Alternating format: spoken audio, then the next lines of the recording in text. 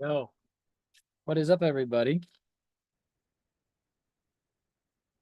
Let's see here. We live. Yo, what is up, everybody? We are. um, Happy whatever you want Wednesday. I gotta start getting ready.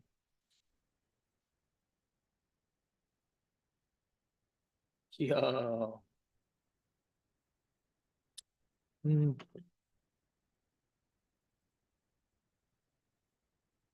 Who's excited to do some Radiohead today?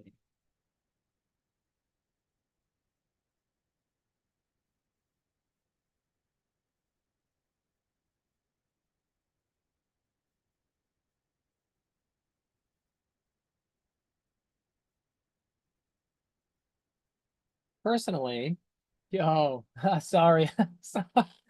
Sorry, Michael. That's so funny. Time for some strokes. Happy Wednesday. Um, No, today is gonna be Radiohead, Michael.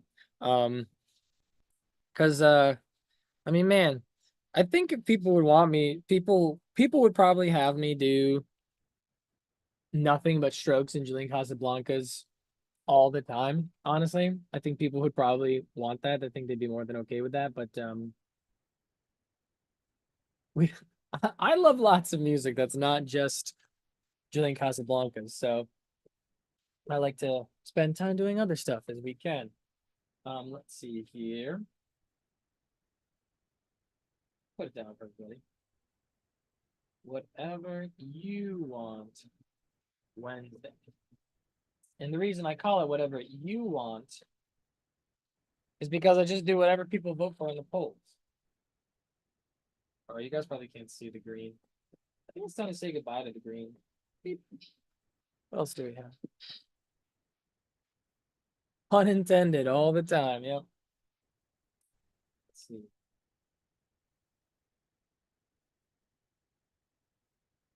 Something I've always noticed about this song is the title. It's Weird Fishes slash space Arpeggi. I don't know why. I've always noticed that. It's always made me think. Like, I don't know. Just oh, all right. There's a space there. It's always just stuck out to me for whatever reason.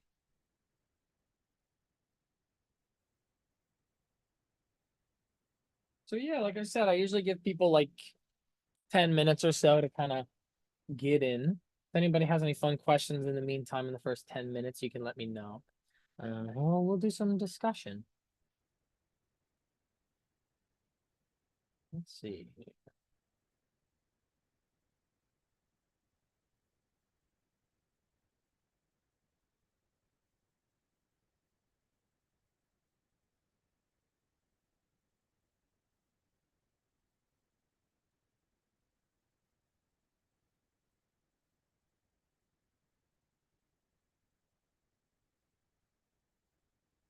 I've never heard this Radiohead song before. It'll be a blast. Yo, um, you've never heard Weird Fishes, Michael? Oh man, you are in for it, dude. If you have never heard Weird Fishes, you are in for it. This song is so amazing. Michael, that is so nice of you to ask. How's your vocal recovery coming along? It is going pretty well, thank you. I actually, funny enough, I did see an otolaryngologist this morning when they did a scope of my vocal cords and stuff, and they said things are looking good. There is some swelling that they say, and some muscle tension in like the neck muscles, the throat muscles around the larynx. But the folds themselves look good. Uh, and I just need to kind of just continue to basically rest and do some exercises and some like self-administered vocal therapy, and well, mostly self-administered, but I will be going to see an actual vocal therapist. But things are looking okay, and things will look like that as long as I just keep the path, things will get better. So that was very kind of you to ask. Thank you very much. Um, Leo says Radiohead, the greatest band of all time, right behind the Strokes.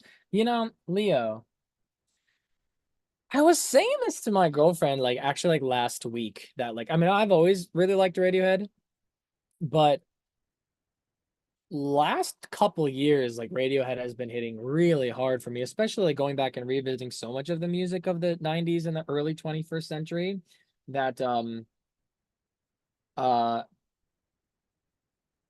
let's not argue already. No, Leo, the point is actually, well, I'm getting to the point of saying, Leo, I was saying to my girlfriend last week, Radiohead has always hit for me. I've always really liked it. But recently, I've just been finding it more and more and more fascinating than it already was before. To the point where I'm like, man, Radiohead is so good. Like, so I'm actually completely agreeing with you. But that's very funny. Um, so Leo, I do not want to argue with you. I agree with you. I think if you wanted to make the case of like, I mean, when you want to make the case of like some of the best bands of this century, obviously Strokes and Radiohead are like should be some of the first people on your list. I completely agree. Um, but Leo, you're not gonna escape just yet, Leo, because I was listening to some Coldplay and I was like, Leo just doesn't know what he's talking about because I was listening to some Coldplay stuff and I was like, and that because listen, you cannot like Coldplay. That's totally fine. You cannot like Coldplay. But the thing that I'm stuck on is you said that Imagine Dragons was better than Coldplay. And I'm like, get out of here, dude. Get out of here. There is no way on earth that Imagine Dragons is better than Coldplay.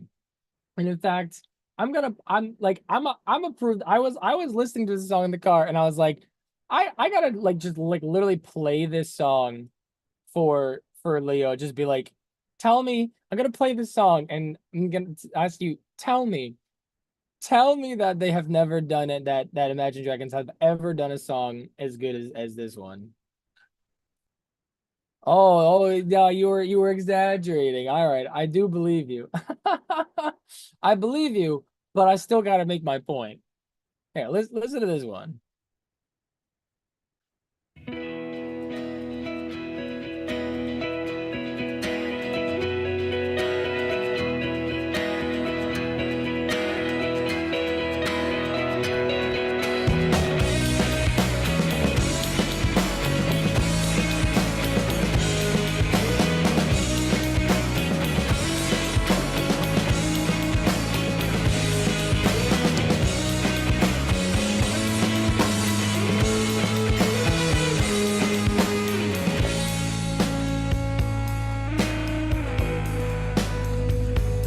So I look in your direction, but you pay me no attention, do you?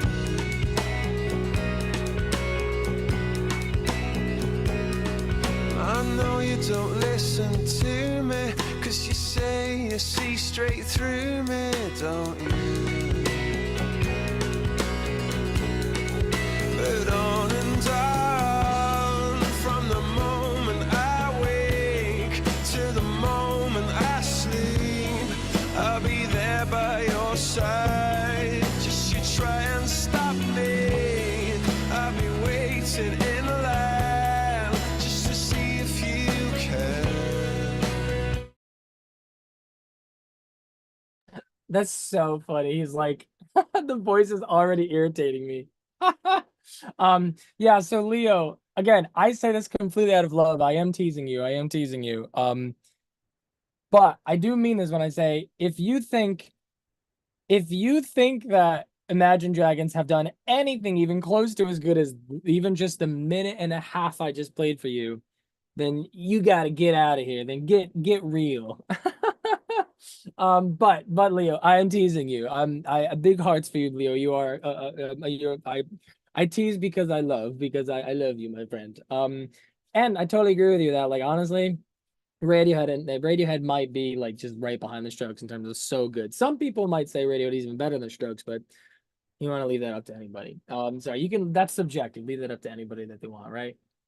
Um, let's see here. I do not think that, but it was funny seeing you lose your mind. Good. I'm glad I was entertaining. Um, let's see here. Any preventative measures to prevent the thing from reoccurring? Excellent news on the recovery. Hasn't been too much of a downer going through the process. Well, Michael, I really appreciate that. I mean, definitely has been a downer. it's been annoying to have to like take things really slow. I mean, especially when I use my voice for my living, for my career. You know, I speak when I teach, I sing when I, sing and I play music this way and that way. And it's definitely a bit of a downer to really have to take things slow and feel like you've kind of been handicapped for a little bit of time. But I'm happy that things are progressing. Any preventative measures? I mean, the basic one is just keep the stress down, right? I mean, they think that it likely was a stress-induced reflux incident, which is a thing. Your gut biome is very connected to your brain and your mind and your mental health. So basically, I had some like acid reflux stuff that was incited by a stress episode. And it kind of triggered all these problems with my voice, and now things are recovering, but I'm gonna have to do some work to like basically get the muscle tension out of there. So any preventative measures, you just gotta try to keep that stress in check. But life has a way. Life has a way, doesn't it? Okay. So that being said, everybody, it's 7:11, my time. I usually give people 10 minutes to get in. So now let's listen to the song. Let's just really appreciate how amazing the song is. And I am very excited for Michael to hear this, because Michael said that he's never heard this song before. And I'm with Leo that this song is like a transcendent song. So I hope you guys enjoy it. Bonk.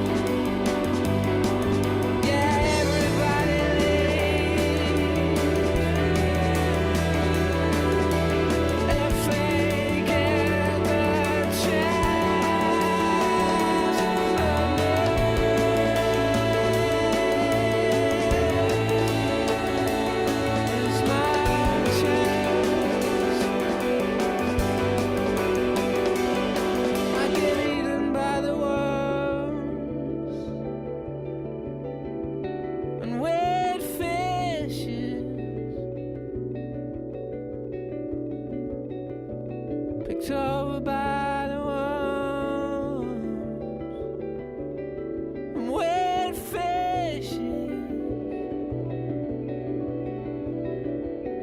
We're fishing.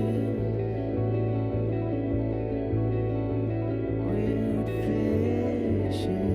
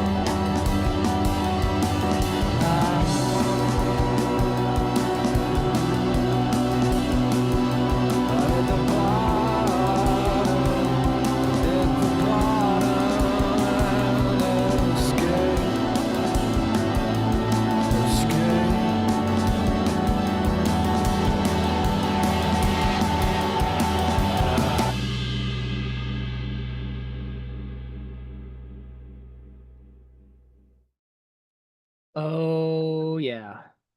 Oh yeah, man. That's one of those songs, I often feel like in art and things, there is a feeling that you get sometimes where it's like it has always existed. It just maybe hasn't been manifested yet into our dimension, our plane of existence. Like you listen to this song and you're like, wow, how did that how did that not exist before? I mean, there's a lot of songs I think that I feel this way about. Like this is definitely one of those songs you're like, that's special. Like that feels like it was divinely channeled. And like, how did that not exist before? Is this album 2007? In Rainbows was 2007. How did that song not exist before 2007? It's so good and just so it just is. Another song that I feel that way about um is I always say this about "You Never Give Me Your Money" by the Beatles. Every time I hear that chord progression, that boop, ba, ba, ba, ba, ba, ba, ba, doo, doo, boo, doo, ba, da, da, da, ba, da, ba, dee, da, da. I'm like, how did that not exist previous to that? Hard to Explain by the Strokes is another one. Point is, God, that song is so good. Amiskita says I might even say it's one of the best songs ever made. I would agree. I feel like in the studio, Radiohead, Johnny and Ed and Tom working on that song probably knew they had something really special with that one. Leo says I'll always be surprised how much I love Radiohead. Yeah, yeah, I know. I actually see this is kind of the comment I was making last week. Like, you always kind of forget. You're always like, yeah, Radiohead's good. Of course they're good. But then sometimes when you hear it again, especially on like good speakers or like good stereo system or just like really in the moment, you're like, oh shit, no, this is so good. It's almost like I forgot how good it is. Like Morning Bell, it's one of your favorites, but you hear it so much, it's on the tapes and so on. Yeah, absolutely. I will also say, Leo, you notice I listened to the new Cage the Elephant. My opinion, Leo, I completely agree. I thought the new Cage the Elephant, um, I thought the new Cage the Elephant was also a little disappointing. I feel like it's a shame. You also saw I mean I've been a Cage the Elephant fan for like I don't know around 2008 2009. I've been a fan of them for a long time. And when they did Tell Me I'm Pretty, that was a great album. It won a Grammy. It's interesting. Like they had like Cage the Elephant has this really great edge to them, this like rawness. And Tell Me I'm Pretty added just a little bit of like polish, just a little bit of like clean pop accessibility that's like, dare I say, almost even Beatles-esque. That Tell Me I'm Pretty was like the perfect little sprinkling of pop accessibility and polish to their normal raw edge. But I feel like since Tell Me I'm Pretty, they've come out with a couple albums, and I'm just like, you guys are just leaning too much into like the clean, polished, cruise control, pop accessible thing. Like it was good because it was mostly raw edge with a little bit of the polish, but like now they just feel like they're very smooth. So yeah, that's kind of how I feel about it. Um, Sorry, Mosquito. I'm glad you liked it. I'm not gonna say it's bad. I definitely enjoyed listening to the album, but I don't like it as much as I like the older Cage the Elephant stuff. Um, okay, so let's listen to this song again, right? Let's go back to Weird Fishes and let's do our like deep music appreciation, right? And the oh yeah, I mean Billie Eilish is like basically the brightest pop star out there right now. She's really, really, really great. Okay, but we're here for Radiohead. So let's listen again into our music appreciation aspect, right? Music appreciation. I'm gonna stop and start this a whole bunch.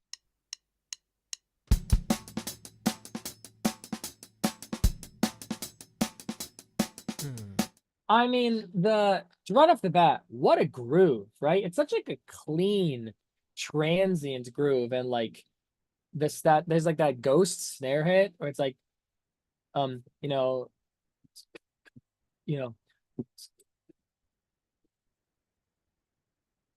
right?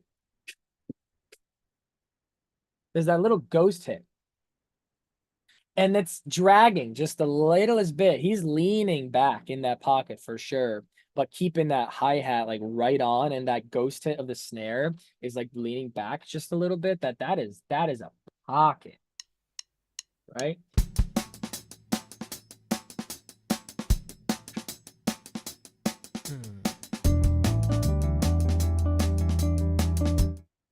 So cool that I mean, again, like I said, when they're in the studio, they probably knew they had something really special on this one. And that's kind of what I hear in Tom York when he goes, It's kind of like, yeah, you guys just get ready for this. I love that. Love it, love it, love it, love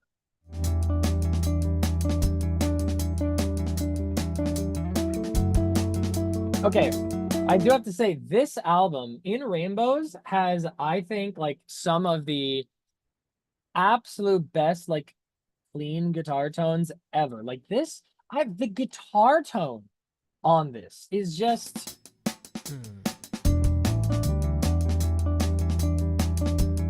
oh, it's sweet and chimey, yet warm, yet clear and clean. And it makes me think of on this album, this is one of my favorite guitar tones of all time is on this song. And it's like, how does he do that? It's like, because it's like, again, it's chimey and clean on top, but with that, just that little bit of like breakup on the bottom.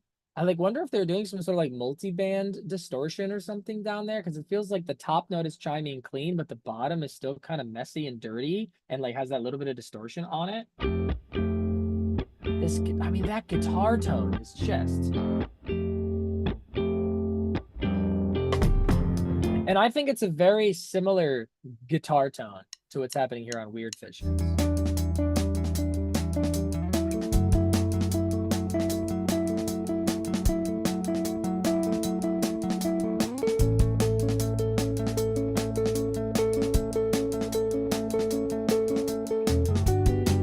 I love, man, too, the space between like the bass guitar, like there's so much space. It goes do do do do, and he just lets it ride.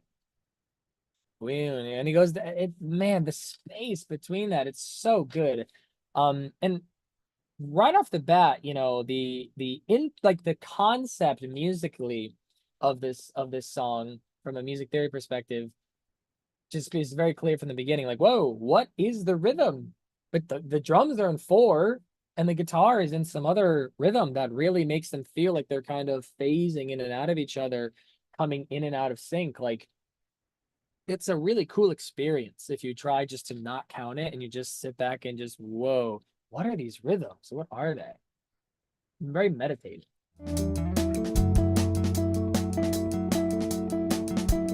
I will say, actually, now that I'm listening on this with headphones, there's a bit crusher on that guitar. If any of my engineering nerds, you can hear they are bit crushing. There's that littlest bit like hidden in the center, that fuzz on the bottom. They're bit crushing that guitar. I wonder if that adds to that tone that I was talking about. Now I'm wondering, are they bit crushing House of Cards too? Because that's a mystery for me. But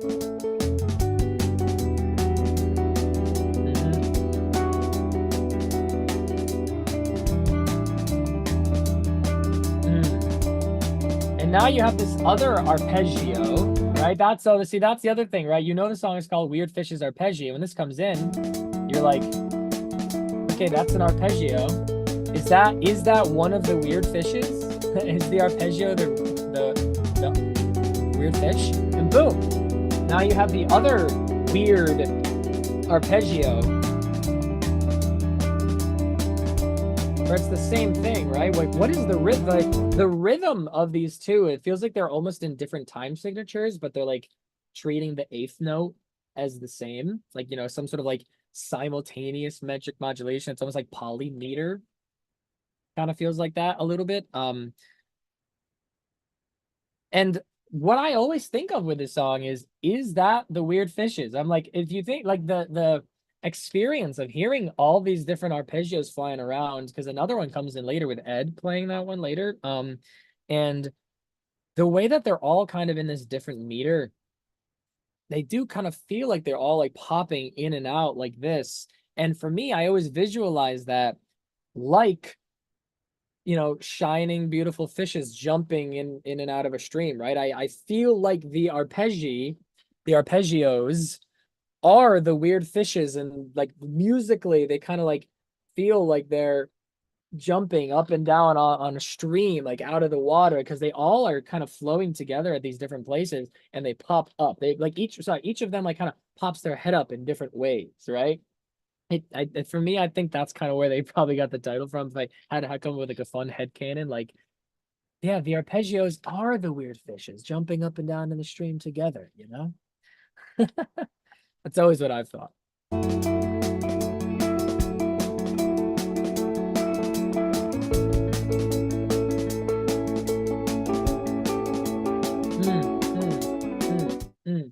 I love.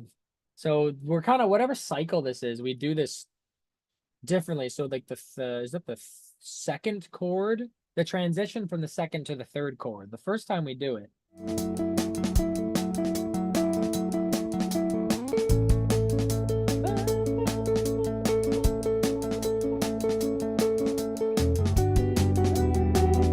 So the transition from the third to the fourth chord, they just hold that note up there. But then the second time we go through, there's this really nice melodic movement on the way down that always just makes you go, Right?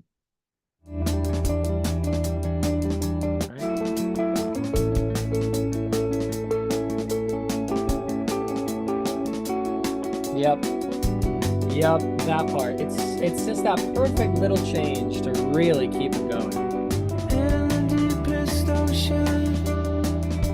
I also think it's a fascinating reverb that they have on him too, because if you listen to the reverb they have on him on the vocal, it really is almost only responding to the consonants, right? Like there's almost no reverb on the deepest, but then when he goes the ocean, all of a sudden that the shun makes the whole reverb bloom outwards. And so I've always thought it was a very fascinating sound as well. I mean, this is one of the best engineered albums of all time. This album sounds fucking pristine. I mean, so does a lot of Radiohead stuff. Yeah, let's see if you can hear this. Right, you hear that pre-delay with that bloom on that reverb. The bottom of the sea.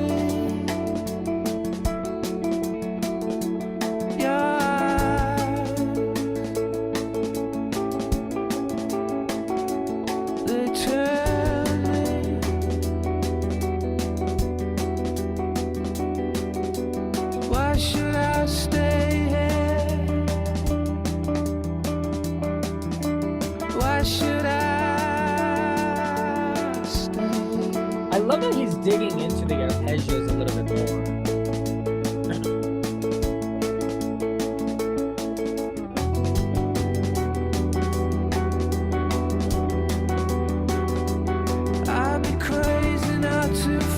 Right, and now some of these other arpeggios are starting to come in. Some of those other weird fishes, you know? There's another fish. I didn't know there was another one of those underneath the water.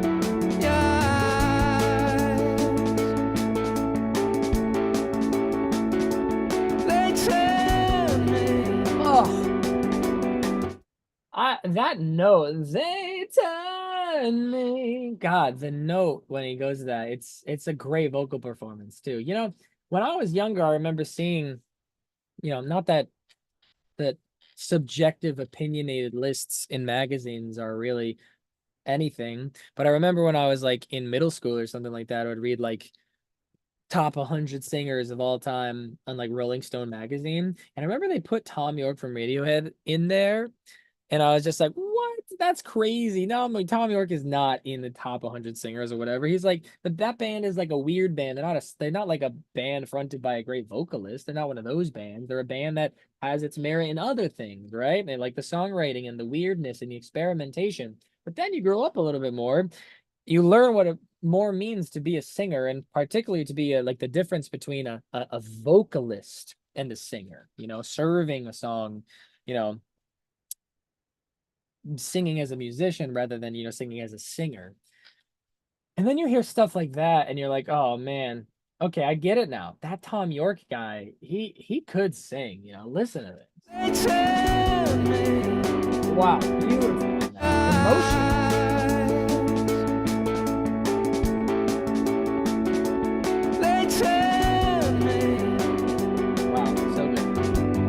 Again, all these different arpeggios, and you're like, again, all these different, there's like these 3 arpeggios going on, and they're like, clearly all of them are like, have this repetitive cycle that are like at different parts of the cycle, right? Like, or sorry, like, I don't know. I'm making guesses here because like I'm also know that we're going to be doing some theory analysis later, and I'm like, all right, so the drums are in 4, and it feels like the main guitar is like, I don't know, in like it's like the 8th note is the same, but it's repeating in cycles of 3, and then like the other guitars like maybe were cycles of 6, and then maybe that one cycles of 5. I don't know, but it's like they are all just like coming in and out each other, bouncing off of each other. Boom, boom, boom, boom, boom, boom. Like, I don't know, it's crazy to me to imagine. Like, mathematically, I can understand how one might approach writing a song like this once you have the idea, but the fact that they sat down and actually did it and made it this beautiful is crazy. Like, I can't even start to, like, honestly break this apart and figure out, yeah, okay, I can listen to that guitar and see, oh, it does this and that does that. It's like, no, they just lock together so perfectly. Favorite moment is right after the Of the Earth. He puts solo effort in the voice, everything puts together. Yeah. Right after the Of the Earth, right here, or doesn't he say it again later? No, it's right there. Okay, yeah. Anyway, it balloons, it grows.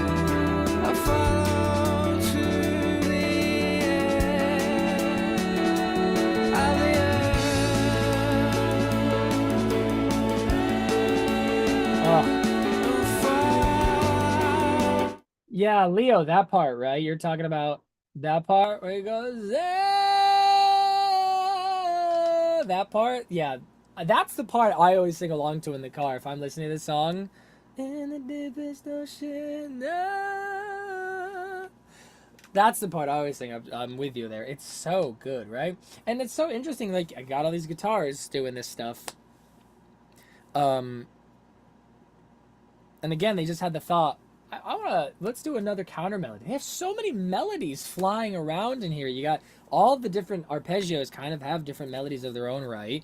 The bass, the main melody, and then he's like, let's do a different melody. Let's do a counter melody filling the space in between these other vocal lines, and it's like that's how they keep your attention the whole time, because this whole time, like basically the first 3 minutes of the song is just this one chord progression with all these different arpeggios, and it's like only later do we actually change the music, but it's just so great. And I think it's also such a cool idea that you'd think that they would like have all these different elements. They're like, okay, we're gonna add this, then add that, then add this, then add that. Like everything's kind of waiting their turn. But in this case, in the second verse, they kind of just like they ramp it all up, and they're just like, nope, here's the. We're not gonna now take it slow and have everything get in line and take their turn down the water slide anymore. Now it's like, you know what? Get in there, kids. Just hop on in. And so I love this part where we add that counter melody.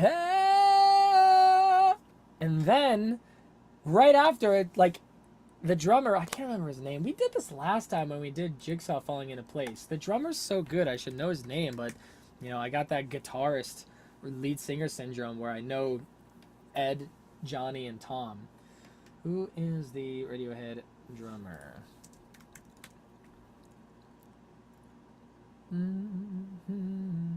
Philip Selway. Thank you, Philip Selway. Good man. Good on you. So Phil, I love that all of a sudden he goes to the ride cymbal, right? It's been the perfect little hi-hat, keeping the groove the whole time, and then he goes to the ride, and the whole thing opens up with that. It's so amazing, and it's so cool also because I wasn't sick of it. I wasn't getting sick of that hi-hat yet. A lot of times people add variation to their loops, to their arrangements when things are getting a little bit stale. And in this case, I don't think anybody is thinking that this is stale. I don't think people are sick of that hi-hat yet. But they just go full flesh. Like it's like I didn't even think that I was sick of the hi-hat yet. But now that ride cymbal is here, it is welcome. It come on in the door. You know what I mean? It is such a beautiful moment where that just opens up there into that.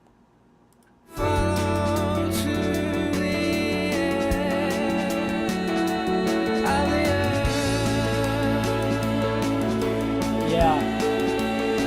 It's very intelligently informed. It feels informed by the earth, right? It feels like, you know, when you're there's a lot of this kind of darkness, you know, deepest ocean, bottom of the sea, why should I stay, crazy follower, kind of this like dark under like aspect, almost like caved in dark feeling. But then suddenly when you're talking about follow to the edge of the earth and fall off, all of a sudden you are leaving like this like closed off like bottom, like rock bottom, like, you know, black as day, black as night feel, and you're opening up, right? No longer does it feel like the ceiling is caving in, like the weight of the ocean on top of you. Lyrically, now we're flipping things around and opening up to like the entire earth, the sky, space.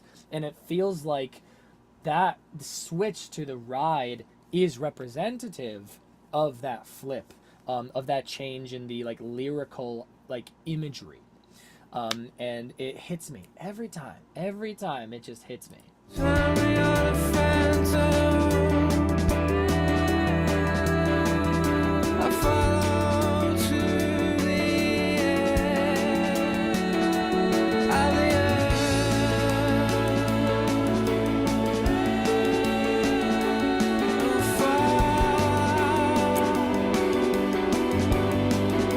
And you're like, yeah, we are cooking now. Yo, new friends, sup, Gregornauts? What is up? New friends, do you like Radiohead? Because we are gushing about Radiohead today. This song is pretty amazing. We are rocking and rolling here now, and those arpeggios, the weird fishes themselves, at least in my head canon, the arpeggio, they are cooking now. And we have the triplet thing now. You know, it's like the whole thing. Yes, we have these different phases of like, you know, different amounts of repetition, different eighth notes in a cycle between all these arpeggios, but all of them are treating the eighth note as the same, and it does feel like we're in a simple time. But then suddenly now we have this other arpeggio, which I don't even know how you even begin to play this as well. It's all now triplets. It's all completely in a totally different meter. as well. That's going dibba-doo, dibba-doo, you know, dibba-doo, dibba-doo, dibba-doo, dibba-doo, you know, 1 2 3 4 5 6 1 2 3 4 5 6 over that one that they add. It's, I don't even know. It's so good. How do they do that?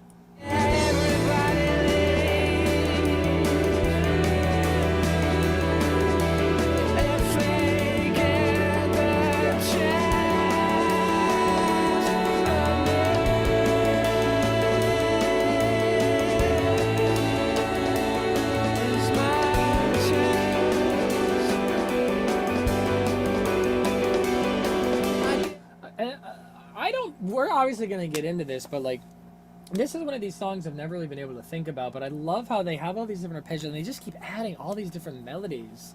Cause like over here, there's always the. I don't even know, man. I'm just gushing. It's so good.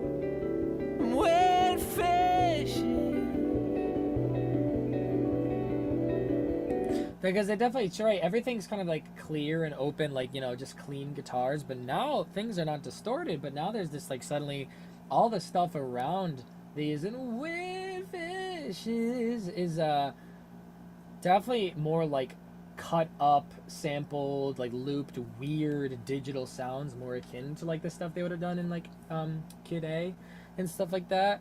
And it's such an interesting juxtaposition. Again, like you're talking about all this stuff, the bottom of the ocean, bottom of the sea, the earth, it feels very organic, but like kind of like of the earth in a weird way. But then all of a sudden when we are talking about worms and weird fishes, again, like it feels like a lyrical change, lyrical turnaround here. And now we have all these weird sounds. No longer do we have the kind of organic, clean guitars. Now we have all these kind of weird sounds that feel alien.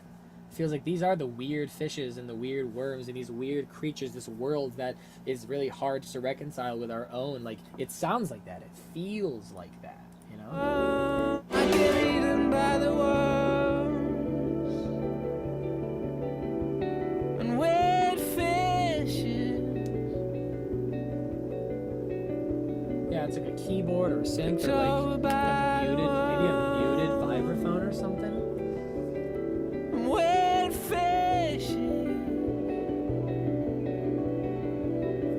All the while, there is still this like electric click of like, it sounds like a clip of like a looped glitch, you know. Very, very, very cool. It's all there. Weird fishes. Weird fishes.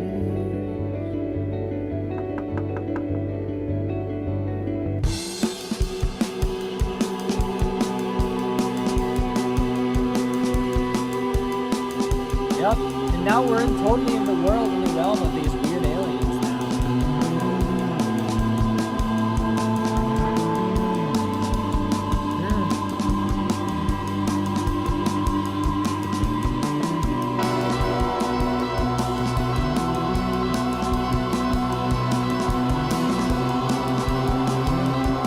Some weird diminished things or some other weird motivation.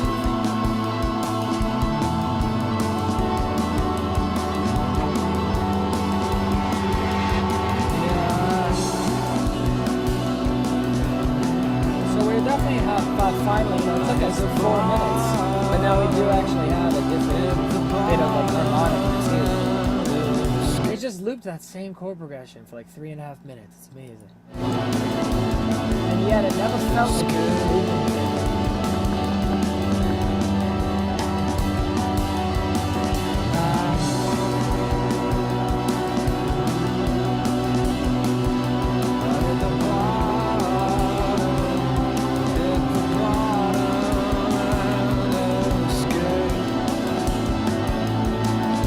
But they still retain that arpeggio idea.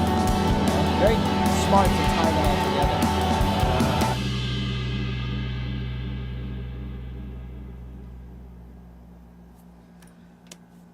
What a ride this song is. I mean, it really is something so fascinating about it, about the way that it feels like there's this whole beautiful journey that, I have never really, I want to be honest here, I've never really thought about the lyrics of this song. But the journey of the experience of just listening to it feels like it tells this whole interesting story of like this kind of like existential introspection, this existential experience, this existential questions and feeling, like from the bottom of the sea to the falling off the edge of the earth, right? And then all of a sudden we're talking about getting eaten by the worms and weird fishes. It feels like something about, some weird thing about death, right? It feels like this song is asking about life, thinking about life and the experience of facing, I don't know, mortality or something. I don't know. But there's truly just awe. For the first 3.5 minutes of this song, it's awe. Just truly like a biblical experience, just looking on at the beauty of life, or the sheer, incomprehensibility of the universe and our world and everything about it. And then it changes from awe to this kind of like dark, more macabre, recognition of some darkness. Like, I have to escape.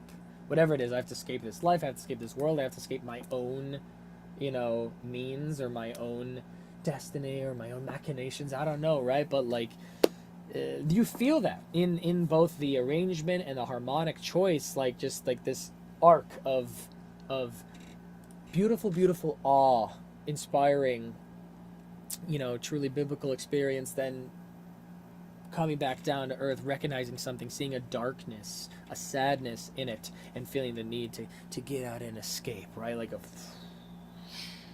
to end our little journey. It's quite an interesting little, it's not even little, it's pretty long, it's a 5-minute song. Such an interesting arc. It's interesting, like, emotional contour as implied simply by the harmony, without even thinking about the lyrics necessarily, right?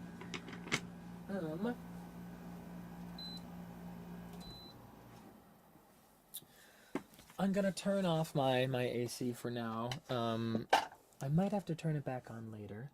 I will let you guys know if that is the case. And if it's really if the noise is bothering you that much, just let me know.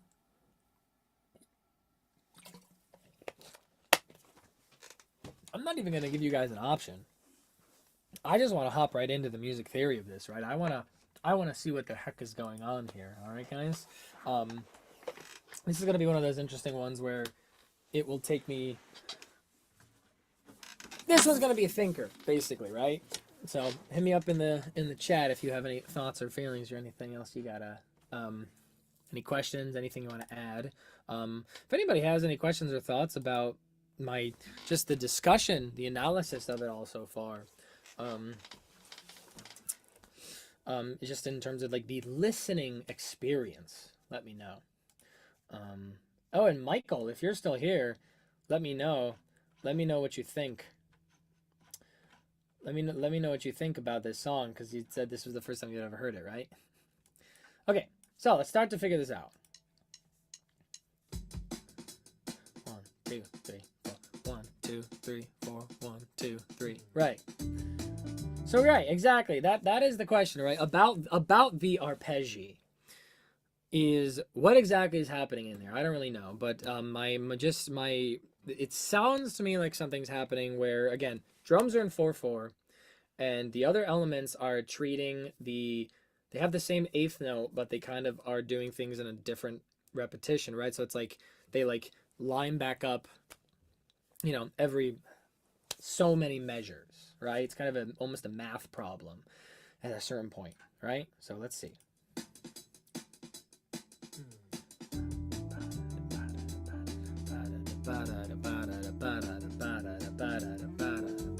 That's 3, right? 1, 2, 3, 1, 2, 3, 1, 2, 3, 1, 2, 3, 1, 2, 3, 1, 2, 3, 1, 2, 3. The question is it 3 the whole time? Is it 3 the entire time around?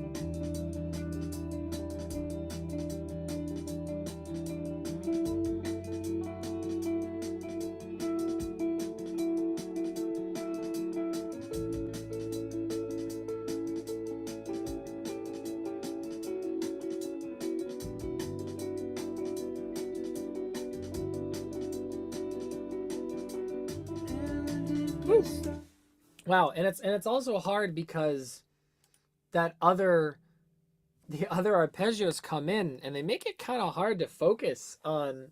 They make it very hard to focus on that one guitar, right? They're like linked up together, and they have a slightly different sound. This one is left with this like warmer humbuckery sound, and the other one is like a chimier, cleaner, like Fendery type sound. But like it still is difficult to hear that. But it seems to me like yes, that middle arpeggio is in 3 the whole time.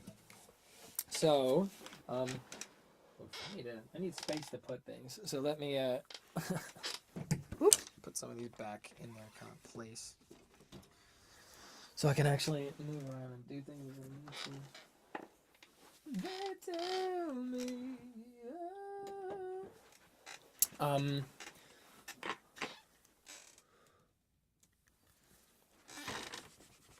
Okay.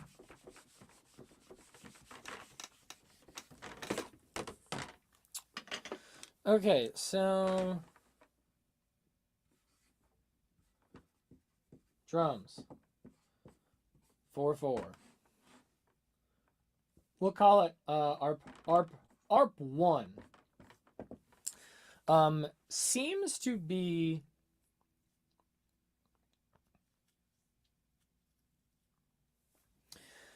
I don't know what you'd call it. I'm gonna call it like 3/8.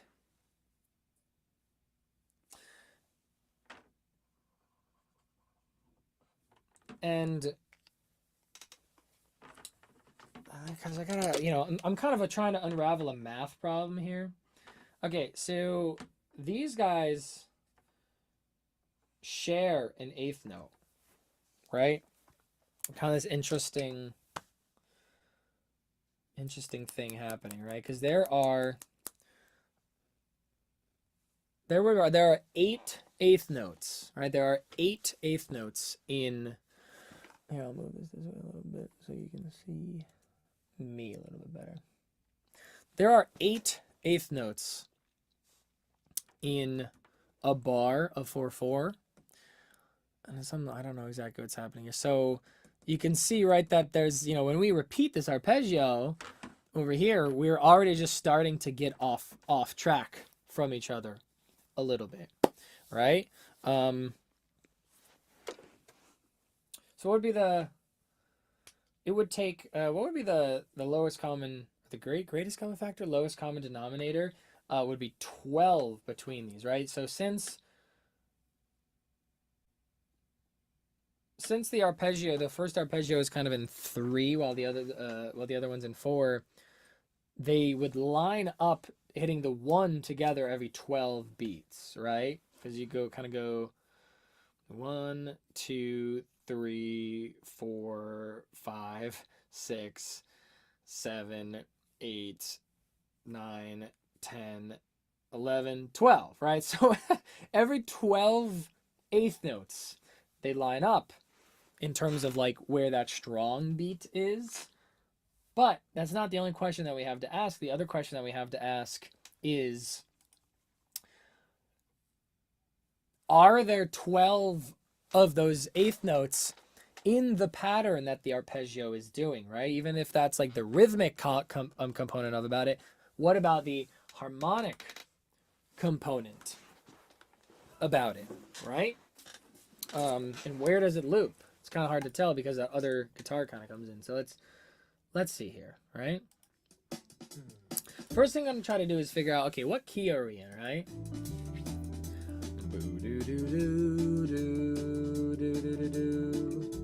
I think that we're in this key, whatever it is. Here we go. Seems like D major, and maybe we're in a mode. Maybe we're in a mode of D major. But for the sake of what notes we're using diatonically,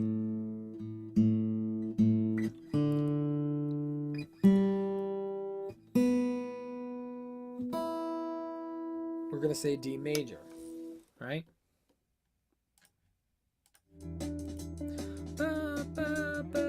Yeah. So let's see what notes are on top, right? Yeah. We got a D on top.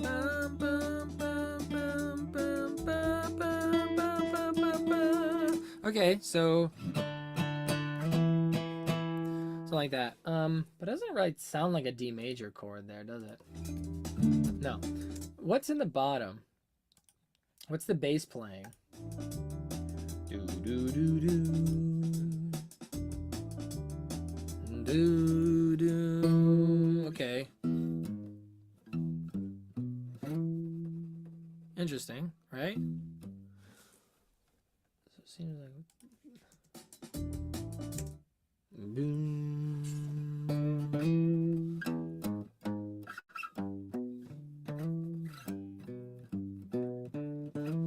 Is that what the bass line is doing? That's interesting.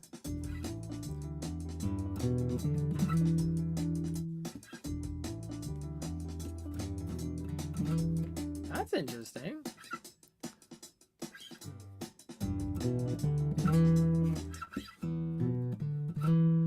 Something like that. It's kind of boom, boom. Yeah, okay. I think we start there. Something like that, right? It's either the third or the fifth there, but either way, the bass is telling us that we are starting on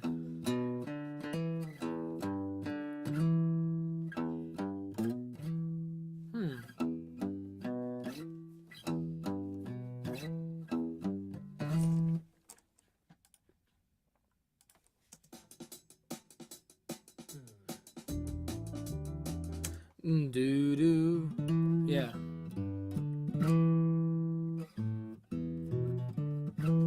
Either way, something like that. Looks like we are playing an E minor 7 to start.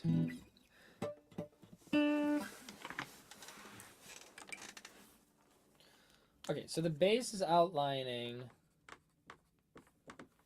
Looks like we have an E minor 7 to start. So is that a 2 chord or a 1? Oh, is that a 2 chord or boom? I want to listen to the vocal melody and see if we can see if this is in like Dorian or major.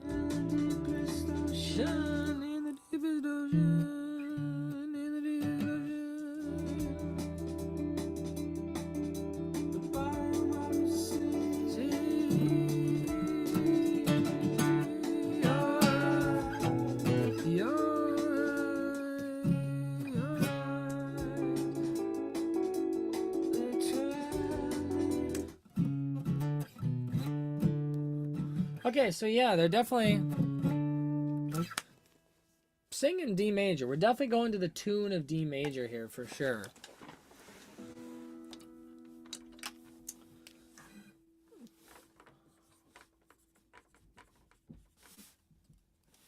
So that would mean that the E minor 7 is a 2/7.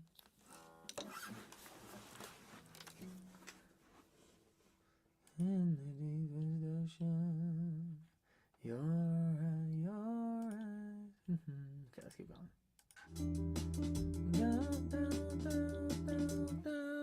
So I'm thinking. So again, we have the do on top, but we know we're playing an E minor 7, so we're doing. Yep, there you go. Okay. Nope. So right now we just have our shell voicing. We just have our shell voicing of our E minor 7. Just going down, right?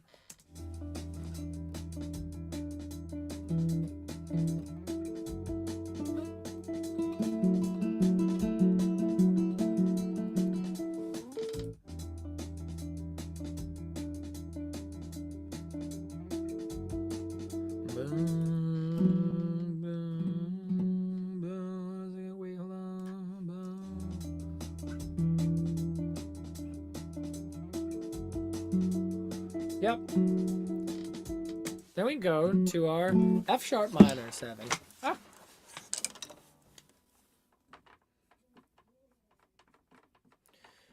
We have our F sharp minor 7. Is that a 3 2 2 7 3 7? D major, I'll say the melody is in D major. So is all this stuff in Dorian? I don't know. Maybe, because we're staying on that 2 chord a lot. But I don't know. Let's see what the rest of this chord is. Kevin Rubio says, "Hi, Maddie. I like your Strokes content. What is your favorite Strokes song?" That is a great question. Thank you for the kind comment. I appreciate that, Kevin. I don't know if I have a favorite. I mean, it changes back and forth. But, like, my favorite... I don't know, man. It's either You Only Live Once or Hard to Explain. It's one of those two. I think if I had to pick a favorite, it would be one of those two. What's your favorite Stroke song? I want to know.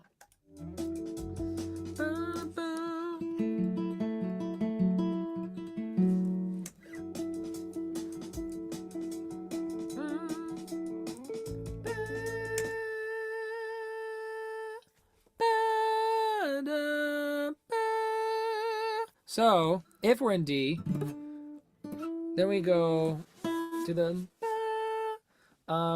which is the 5th of the key. That's Sol. So.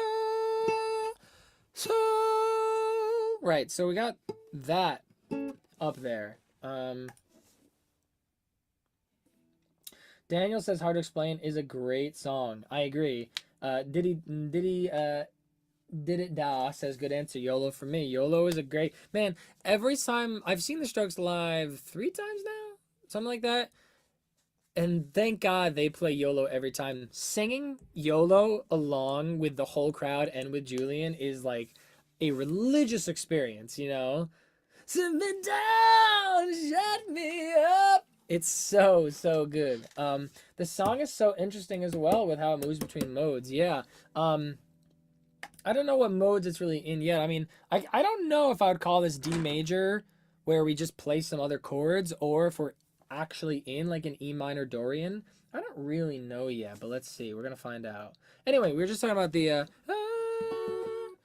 we're on the Sol on top. So I'm trying to figure out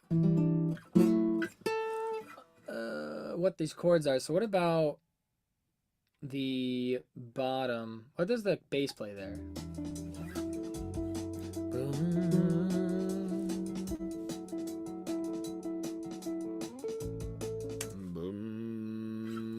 Yep, okay. So we definitely go down to an A. So I'm assuming if we're in D major, then that would be an A major. I'm assuming A major, right?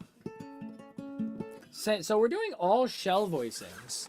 It's very interesting.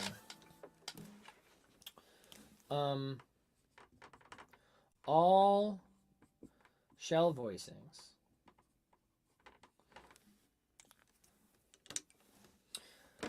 And then we go to an A, which would be 5. Definitely not a 5/7. I'm not hearing a 7 in there. Hard to Explain. Favorite for sure. Reptilia second. Seen them live 9 times. Wow, Kevin, that's very impressive. I mean, Reptilia is probably going to be the 3rd. If you had to ask me to pick a 3rd up there with You Only Live Once and Hard to Explain, I think I'd probably pick Reptilia as the 3rd. It's so good. Reptilia was the first song I ever heard by the Strokes because it was in Guitar Hero 3.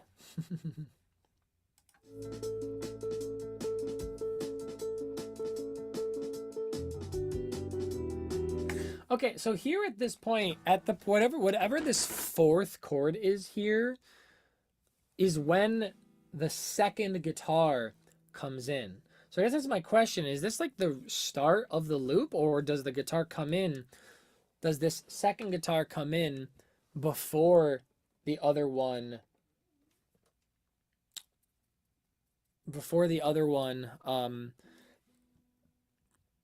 Does the 2nd guitar come in before we really start the loop over to throw you off balance and keep you guessing on where like the downbeat is and where the repetition is even more, right? Because this whole song is composed in such a way that like weird fishes jumping in a stream, you don't really know where one starts and another ends kind of situation, you know?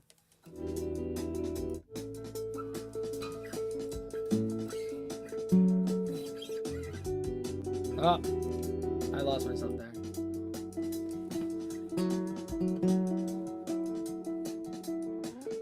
I'm listening for the bass. Boom.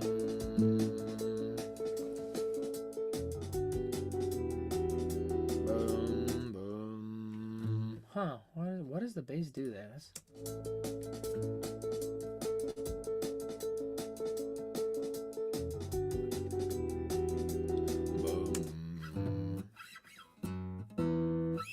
We don't really?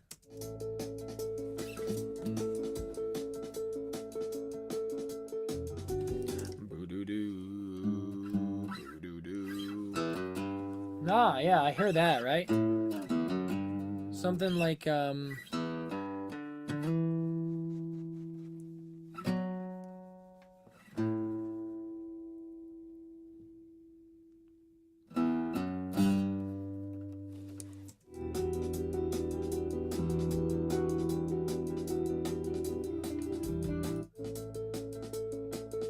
what's the bass doing there?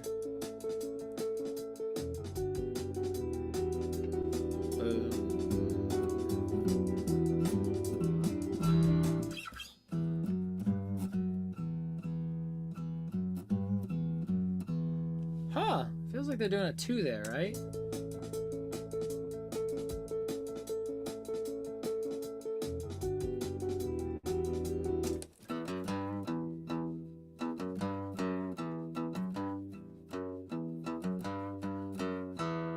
I think that's what the bass is doing there.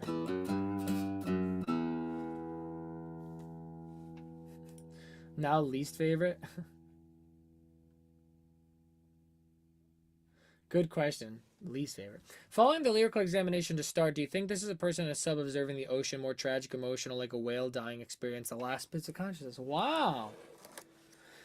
I don't really know because I did not do a full lyrical examination, did it, I did kind of like the music appreciation aspect first, which is where just like the experience of listening to the song. And of course there is like bits and pieces of the lyric that you get. I didn't do a full lyrical examination, so that would have to inform that, but I probably will do a full lyrical examination another time. But for now, I'm particularly, my interest is piqued about like a whale dying and experiencing the last bits of consciousness. That sounds really fascinating to me, that like my brain just kind of wants to interpret it as such. But it definitely seems, whatever it is, there's some metaphor aspect of it for sure. There's definitely something in it about, like, again, wondering in awe, like true awe about like the breadth and hugeness of our world and our universe, and then coming to terms with our tiny little place in it. That to me, at least without really looking at the lyrics too much and doing a full analysis of them, would be my guess. So whatever it is, it's like metaphorical, but I like the idea of a whale dying, experiencing the last bits of consciousness before floating to the bottom of the ocean and being, you know, eaten by the weird fishes and worms. I think that's a really, really cool idea. Least favorite Stroke song, I'd have to think about that. Probably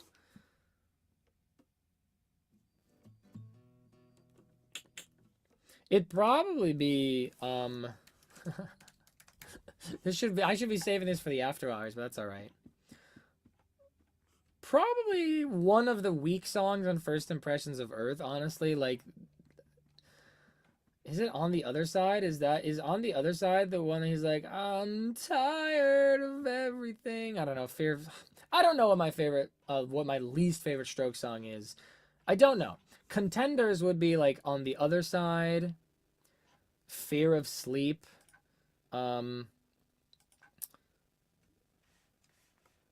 maybe do I like Two Kinds of Happiness? I think I like Two Kinds of Happiness. You're So No. I like Games. I like You're So Right. I like Two Kinds of Happiness. Yeah, probably one of those ones, honestly. There you go.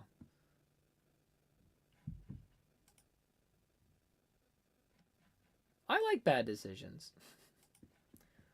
You hate Call It Fate? Yo, you're crazy, bro. I love that song. Anyway, back to this. All right, so it seems to me the bass seems to go down to this 2 thing, right?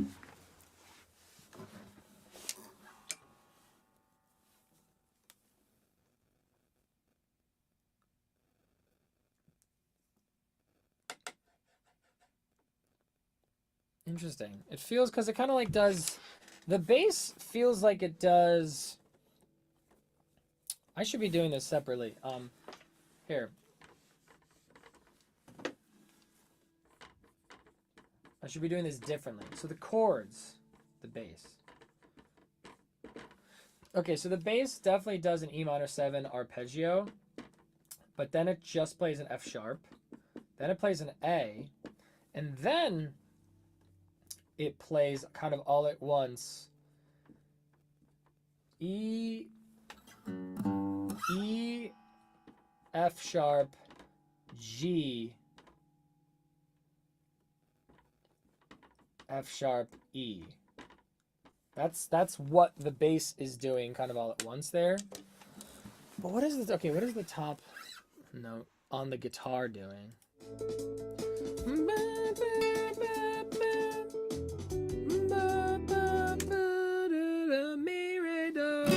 So that's definitely playing that there, right?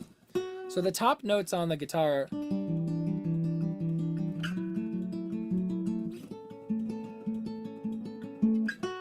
So, okay, so here's what I'm thinking. It's all shell voicings, right? It's all shell voicing so far of the 2 chord, the 3 chord, then the 5 chord. So coming down here to the 1, or sorry, to the Mi, to the 3rd scale degree there.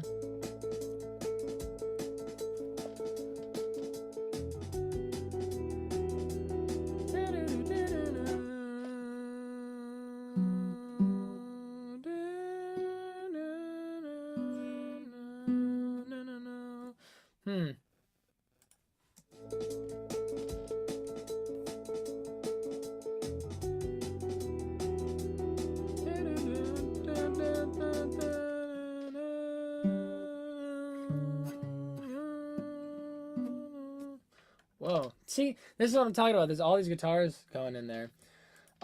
Drake says, breaks my heart. On the other side is a contender, one of your favorites. Hey, I'm so sorry, my friend. I just feel for Julian. There are parts of First Impressions of Earth where I'm like, my guy sounds tired. We all know that they were getting burnt out, especially Julian was getting burnt out, and you can hear it on some of the songs. And so I feel that pain. I feel that burnt out idness about it, and it just makes me hurt. So it's not that I don't enjoy the song.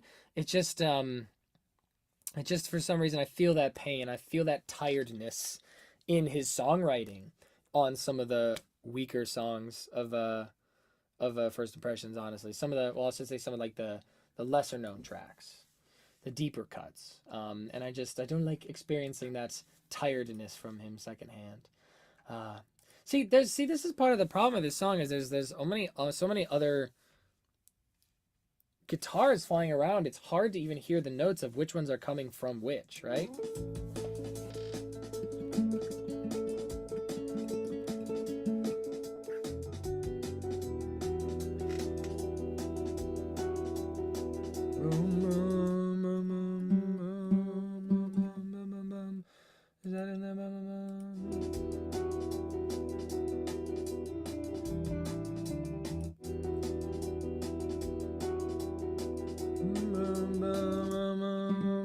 Yeah, okay. 4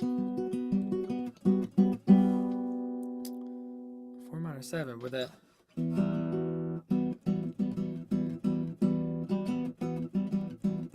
Okay, so that's so interesting. So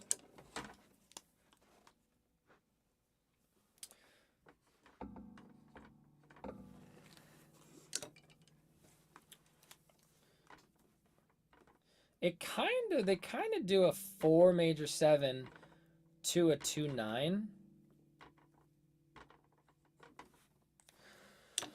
It's a little bit confusing, isn't it? It kind of, how that all happens at once, right?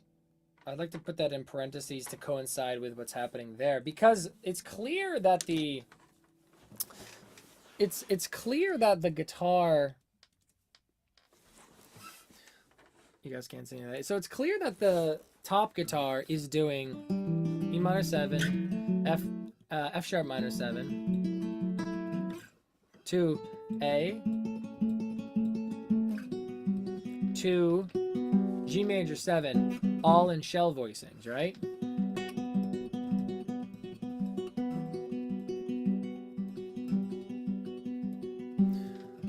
But because the bass on the bottom is going, the bass is doing something weird on the bottom that it kind of raises the question: are we playing a G major 7, or are we playing kind of like a 2-9 the whole time based off of that bass, right? So we're a G major 7, right? In a shell voicing, right? Right?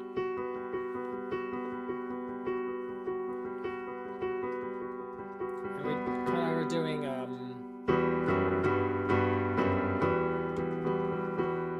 that's what's happening there, right?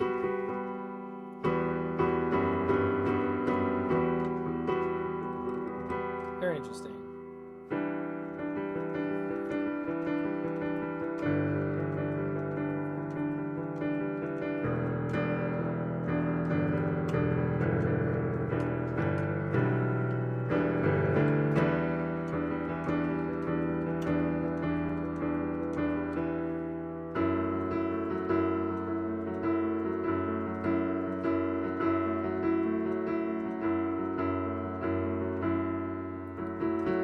Go up to the, yeah, we go up to the A there, right?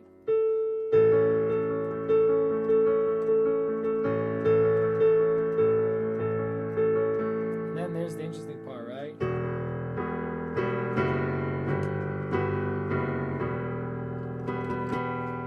Feels like they're not necessarily, I mean, as with classic Radiohead, it seems like they're not necessarily thinking about the chords, so to speak, right? They're more thinking in this like modal flavor area. Kevin says, I love In Rainbows. I don't get why people don't like the album. Who doesn't?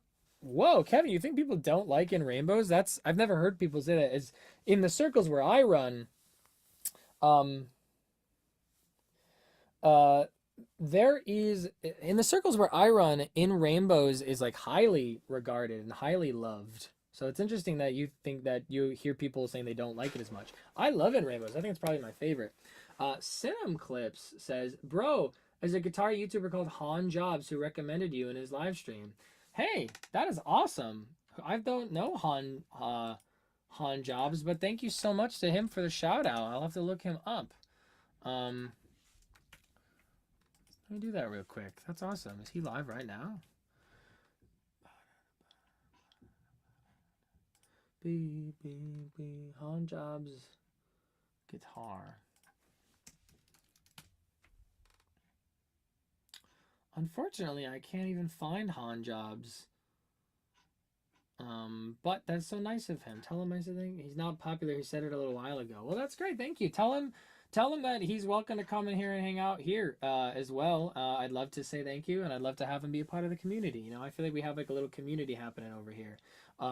So tell him he's more than welcome, and that's great. I'd love to meet him and maybe even work with him sometime. That's great.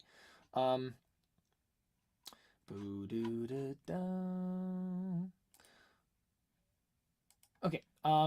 Drake asks, what's going on after that A?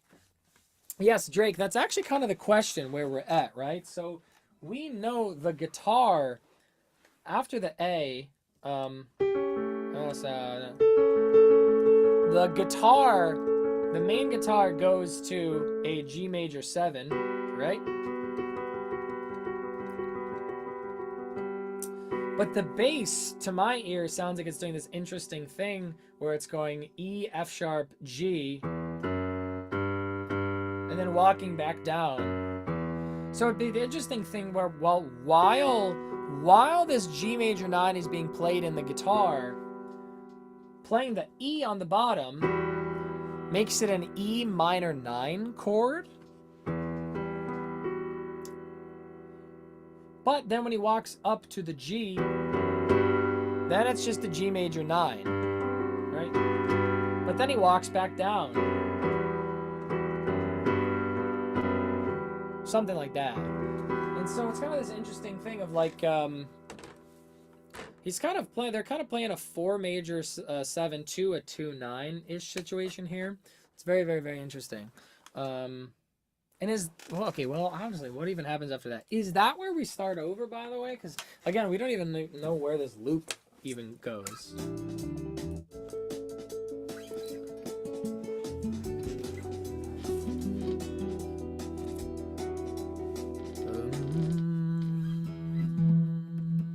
Yeah, he's playing E in the bottom.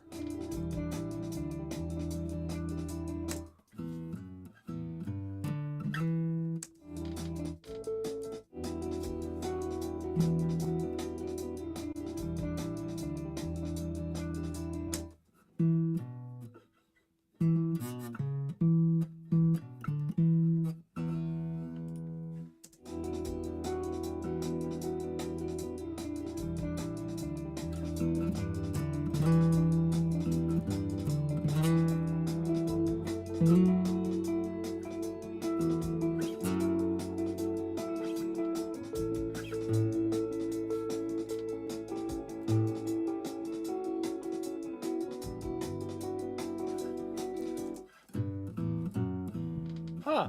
Yeah, he's doubling down on that E there.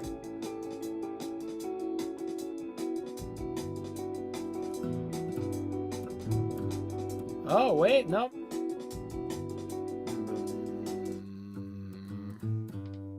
Huh.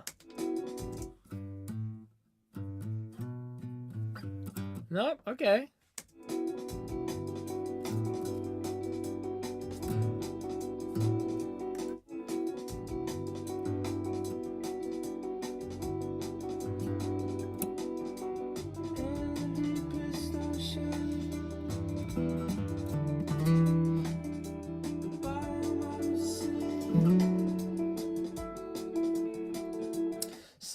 Cinema Clips, if you're still here, could you link me Han Jobs' profile? I can't find him myself, but I'd love to be able to check him out and say thank you to him for mentioning me. So if you could link him to me, that'd be great. Thank you. Oh, actually, you wouldn't be allowed to do B-D-D-D. You wouldn't be able to link it because I don't think you can add links in the chat. Just like tell me what video I should look up from him because I can't find him for some reason. Anyway, so gotta figure this out.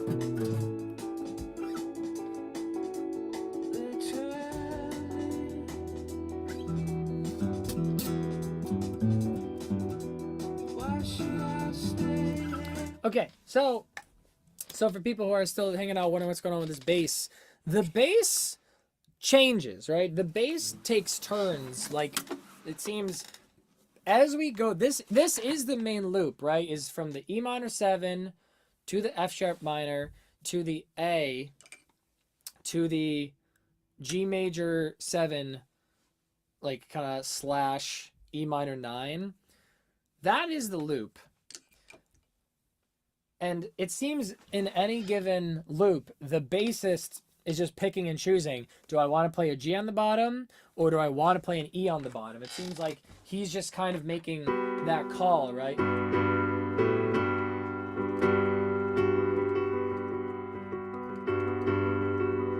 Or it might go.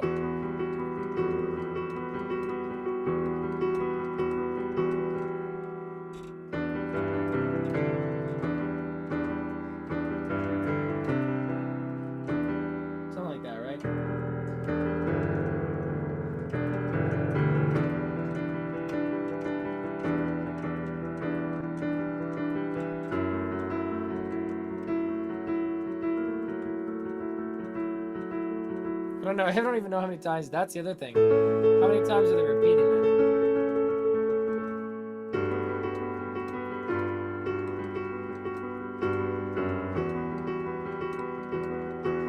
So there you go. he's kind of picking and choosing between the G and the 2 there. Very interesting. And is that the loop? I do believe that's the loop, everybody. That's the loop.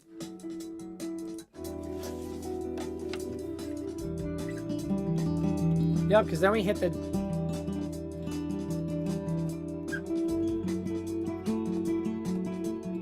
Okay, yes. So those are basically our main chords here. Are F minor, E minor 7 to F sharp minor 7 to A to G major 7, or the E minor 9. He's kind of picking and choosing. That's fun. It's fun that he's doing that. The bass line is very interesting. Again, the space. Very interesting. So now we have that basic loop kind of figured out, but we got to figure out what the math on it all is even. So let's see here. That's the question. Is how many times do we do each of those chords, right? Okay. So the arpeggio, the guitar, let's call it the guitar arpeggio. The guitar arpeggio. Guitar arpeggio 1. How many times does he do the E minor 7? How many times does he do the F sharp minor 7? How many times does he do the A? And then how many times does he do the G major 7? Let's find out. Oh. So what I'm counting here is, again, so like I said, this song is kind of in a interesting chord progression, interesting time signature thing, where this is clearly repeating everything here is 3/8. So the question is,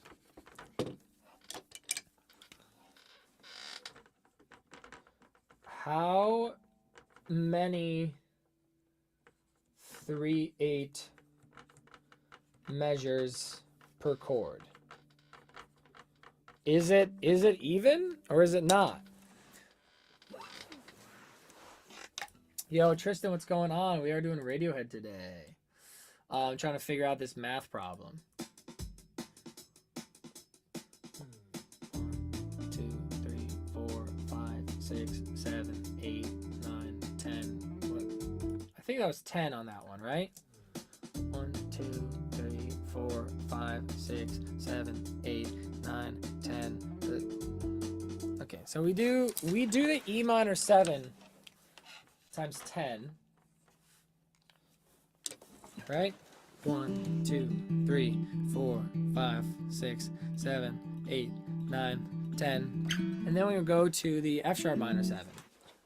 Is that also, do we do that one also 10 times?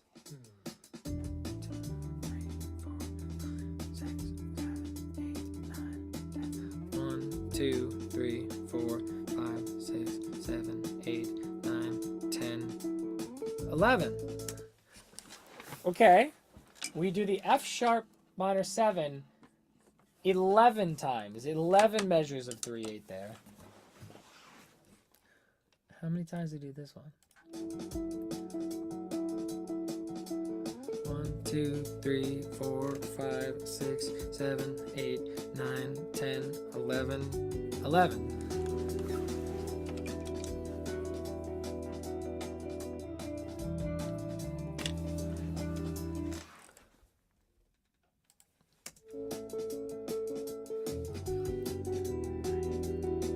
Lost it. Okay, go back. 2, 3, 4, 5, 6, 7, 8, 9, 10, 11. 1, 2, 3, 4, 5, 6, 7, 8, 9, 10, 11. 1, 2, 3, 4, 5, 6, 7, 8, 9, 10, 11. Oh! Was that 10 or 11 on that one? God dang it. 1, 2, 3, 4, 5, 6, 7, 8, 9, 10, 11. 1, 2, 3, 4, 5, 6, 7, 8, 9, 10, 11, 2, 3. 10 on that last one, right? Yeah. 2, 3, 4, 5, 6, 7, 8, 9, 10, 1, 2, 3, 4. Hold on. But I feel like, yeah, I feel like it's 10, 11, 11, 10. But there's something weird about it. How many, when we go back around, how many times?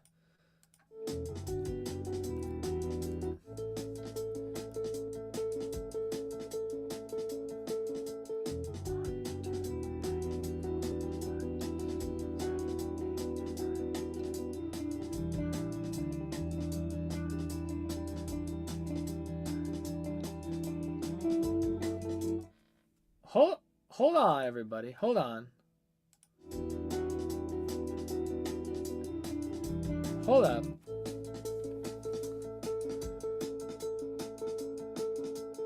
One, 2, 3, 4, 5, 6, 7, 8, 9, 10. 1, 2, 3, 4, 5, 6, 7, 8, 9, 10, 11. 1.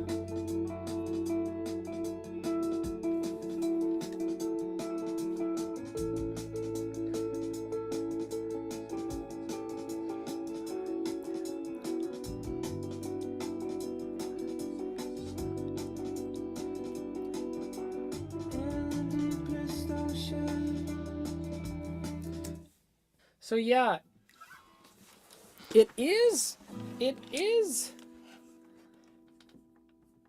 times 10 that first time around, but then the second time around,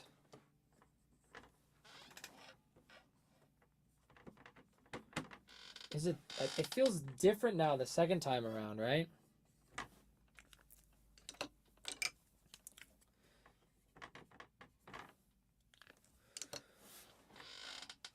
Because there's all that other stuff going on, right? Because check it out, a big jump from 7 feet to second feet causing delay. I don't know what you mean by 7 feet and second feet. Could you elaborate, my friend? You mean fret? 7th fret to 2nd fret? I mean, we're not. I don't think that's why. I don't think this is a performance issue. I wouldn't call this a performance thing. I think there's actually just some interesting thing going on. 1, 2, 3, 4. So let's count how many times we do the E minor 7 when we loop back around.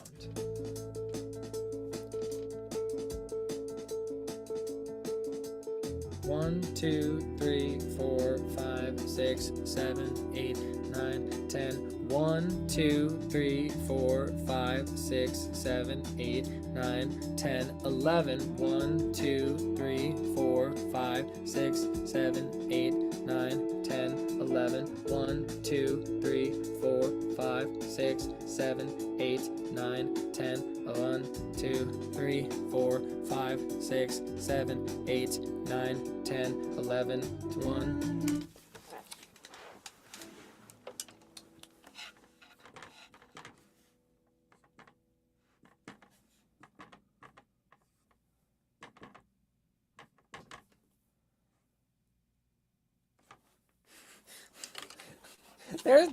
Yep. See, there is some weirdness happening here, right?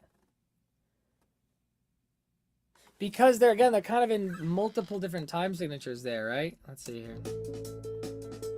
It's like, so, we are going to have to go to the DAW for this one, for sure. Because we do the...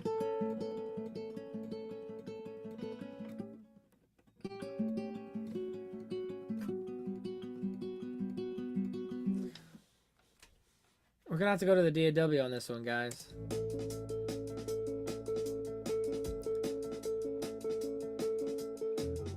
Two, 3, 4, 5. 6, 7, 8, 9, 10, 1, 2, 3, 4, 5, 6, 7, 8, 9, 10, 11, 1, 2, 3, 4, 5, 6, 7, 8, 9, 10, 11, 1, 2, 3, 4, 5, 6, 7, 8, 9, 10, 1, 2, 3, 4, 5, 6, 7, 8, 9, 10, 11, 1. Yeah. Okay.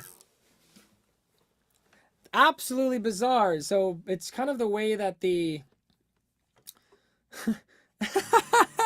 all right, if we actually want to figure this out, guys, we're gonna have to go to the DAW and really like program this out to look at it all, right? So clearly they're kind of figuring all this stuff out so that we kind of are over these different chords at different times, but we have these different arpeggios of these different kind of meters to create this really interesting kind of ambiguous timing of the groove, like coming in and out of phase with each other, right? Because it's like again, like if you have something that repeats in threes and then something that repeats in fours, if they go at the same time increment, which this does because the eighth notes are the same, then they'll re-line up every 12 beats. However, it becomes extra complicated even more complicated when you start to add this extra idea of we're not just repeating every three, we also are holding on to these larger structures of these chords for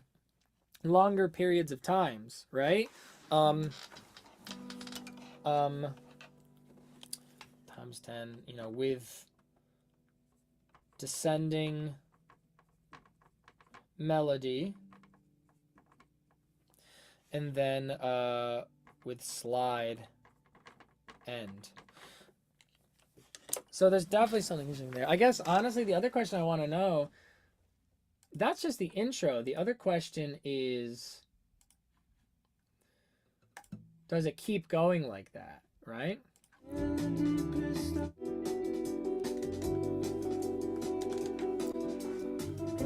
2, 3, 4, 5, 6, 7, 8, 9, 10, 1, 10. No!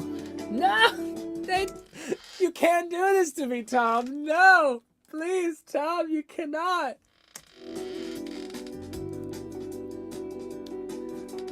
1, 2, 3, 4, 5, 6, 7, 8, 9, 10, 11. 1, 2, 3, 4, 5, 6, 7, 8, 9, 10, 11, 1. No! Tom, please. It's different every time.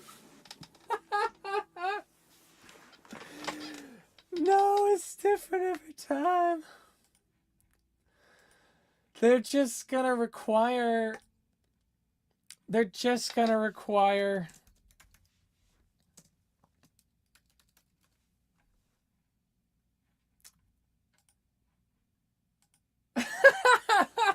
Uh-oh, we're gonna need another whiteboard. Drake, we're going to the DAW on this one for sure. I'm just gonna have to actually program this. Let's see, what tempo is this? Let's see here. What tempo is Weird Fashions? 153.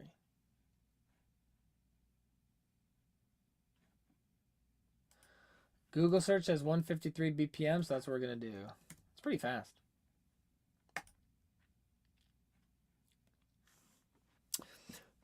All right, who's got some questions while I make some drums? So funny.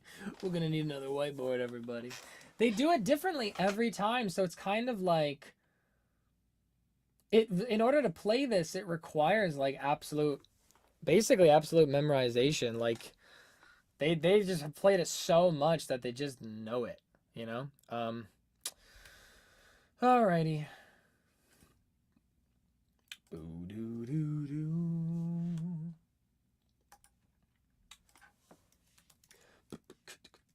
All right, everyone.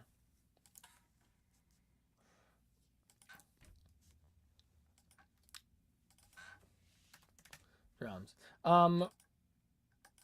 If we try to get this as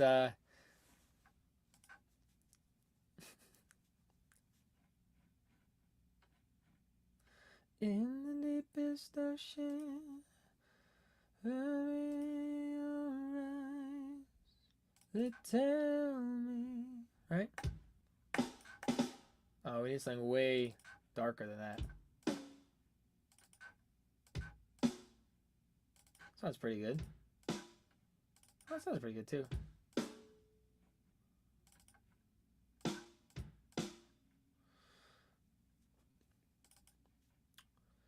Your eyes.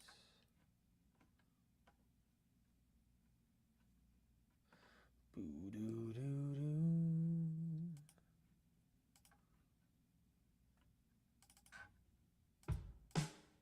Nope, definitely not that.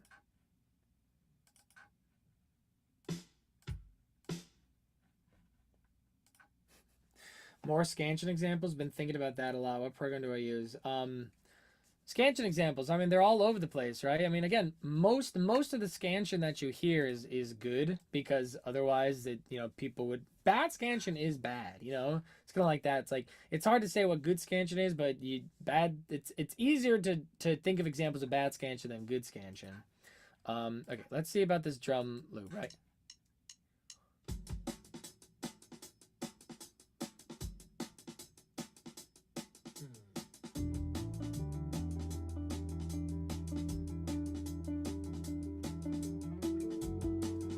Yeah, okay. So, we're in 4/4. We go.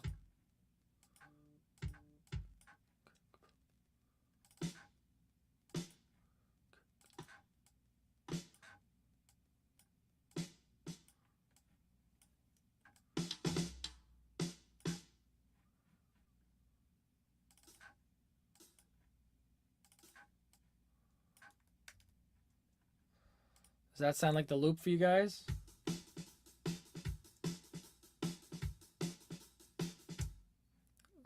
That's pretty much it, right?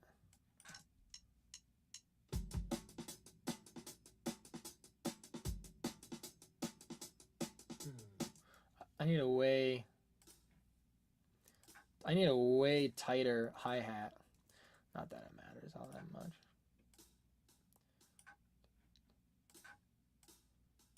Kind of more just ghost notes than anything.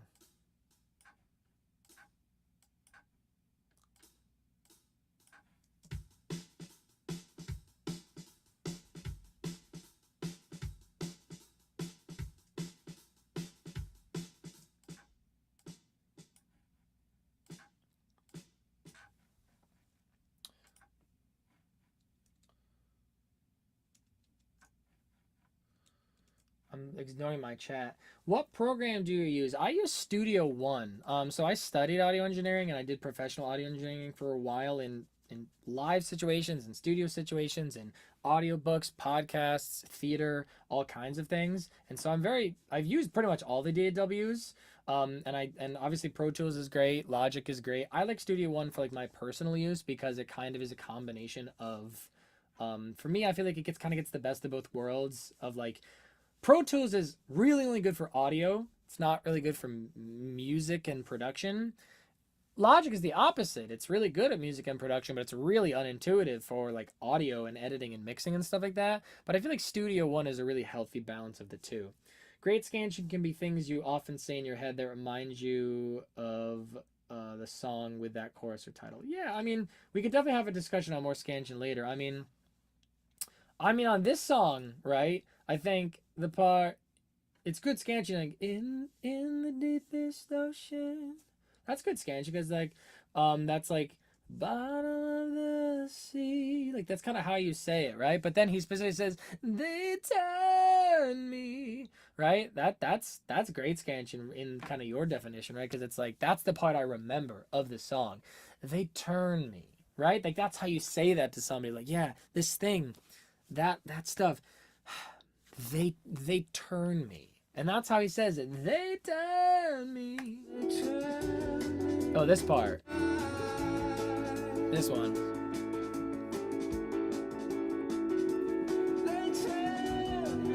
Oh yeah. Oh yeah. That's good scansion right there. They turn me. Alright, let's see here. Let me keep looping this and. Whoa, not that one. Not that one. You guys like auditioning snares with me?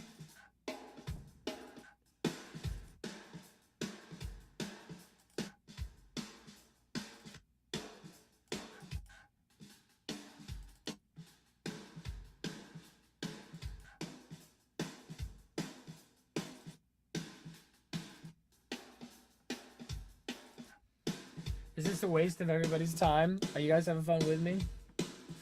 Yes, no?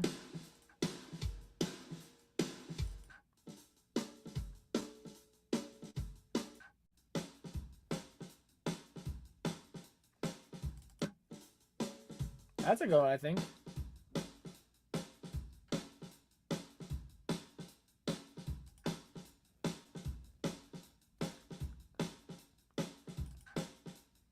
I like that. I like the...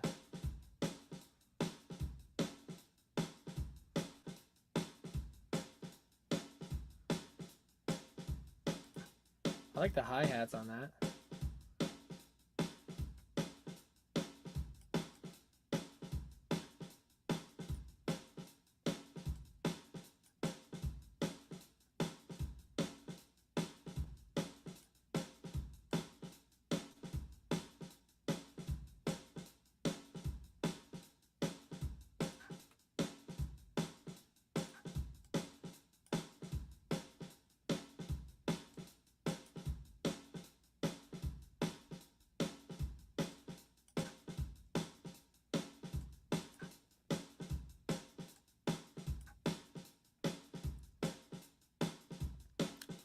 Definitely need less snare, right?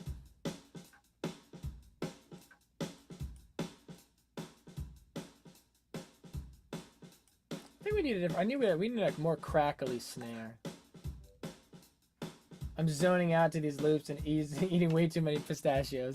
I freaking love pistachios, Drake. I can eat the whole...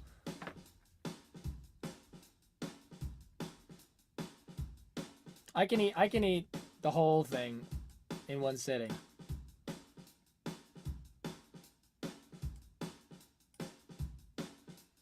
We need a different snare, but I like this other stuff.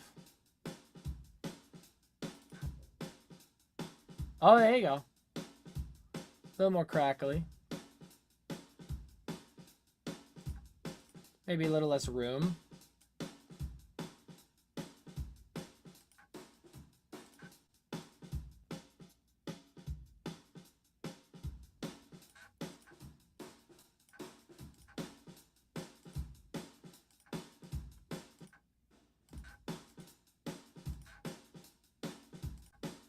There you go.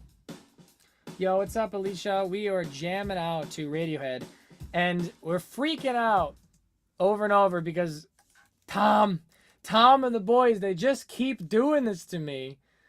It's different every friggin' time, okay? Every time it's different. So, oh, I have not been sharing my screen with you guys the whole time, so let me do this. I meant to share my screen with you guys.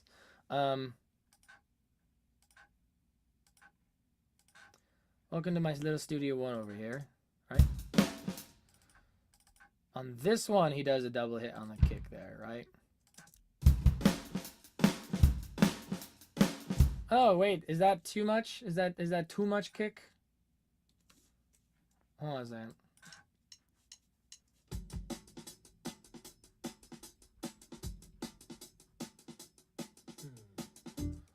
Oh yeah, no, the kick is every two, right?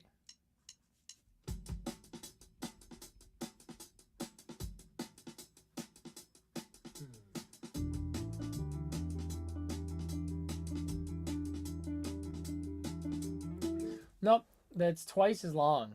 Yeah.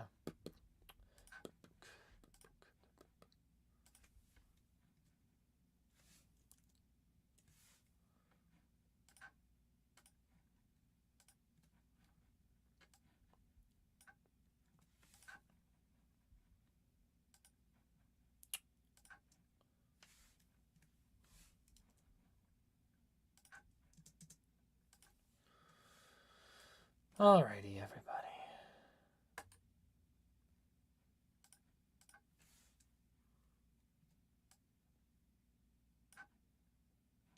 We're getting there.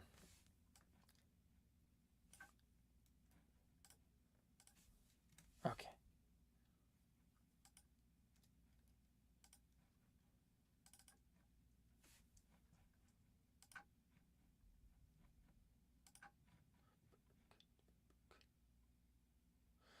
Did it says, forgive me if you defined a shell chord. So a shell voicing on a guitar, it's very common in jazz. So, you know, in any given seventh chord, right? You have the root, fifth, and root, third, fifth, and seventh, right? So take the first chord of this song, E minor 7, right? Root, third, fifth, seventh. A shell voicing is when you take the fifth out and you just play the root, third, and seventh. That's your shell voicing, right?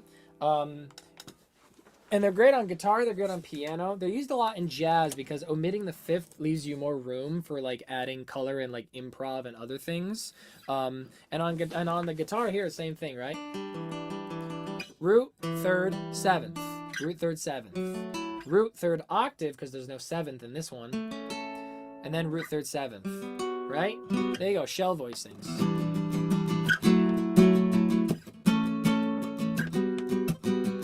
Shell voicings, they're great. Definitely get into some shell voicings. Weird Fishes literally invented a new feeling for the dictionary. Dude, Alicia, we were talking about that earlier. It's like we just, I don't even know how to describe this song. I was geeking out over just like the transcendent feeling of this song. It's really something else, honestly. Okay, everybody. So let me put these on so we can really work together here. Every time, right? Oh no, we didn't go into the DAW. We were tabbing when we did Jigsaw. We went into the DAW when we were doing Leave It in My Dreams. We had to. Same thing here.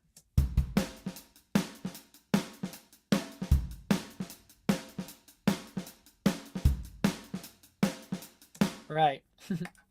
I got my Steven Slate drums. That actually, you know, honestly, now that snare is a bit. I want the snare is a bit. Needs to be a bit ringier.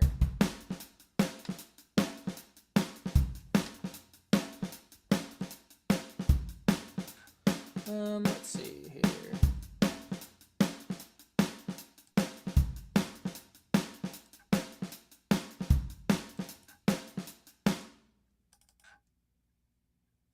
Oh, I have to drag him in.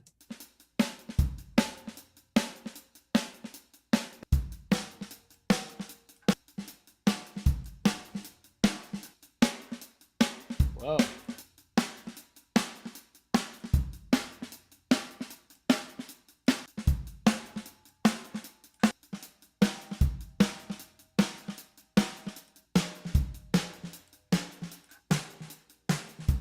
Not that one.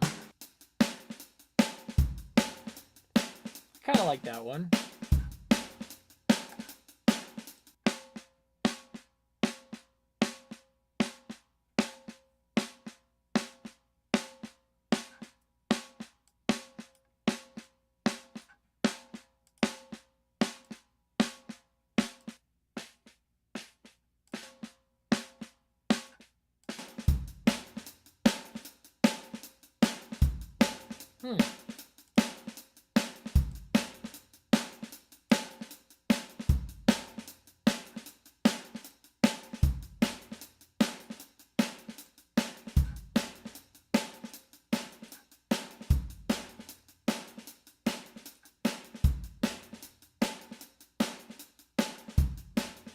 All right, pretty good.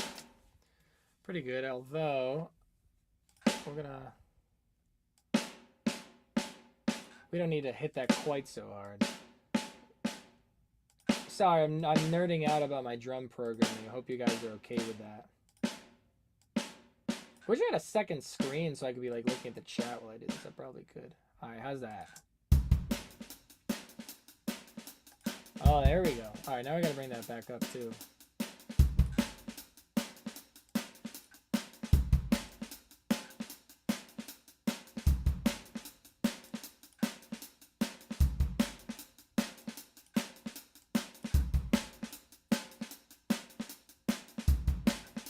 Yeah, there we go, everybody. Now we're cooking, right?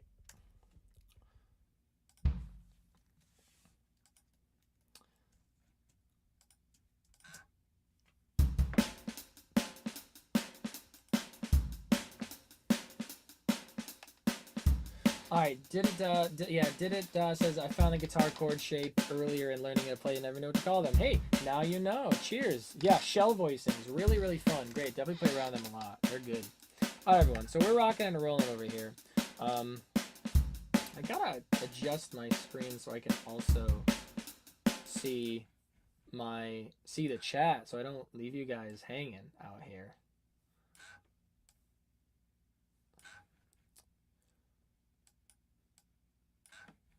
There we go. All right, we're gonna break this all the way down, everybody. Okay, so we need a new instrument. This is gonna be guitar Arpeggio 1.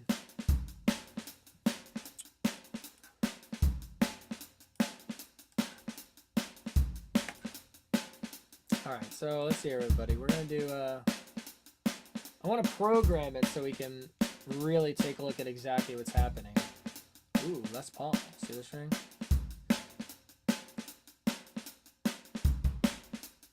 Les Paul black and white.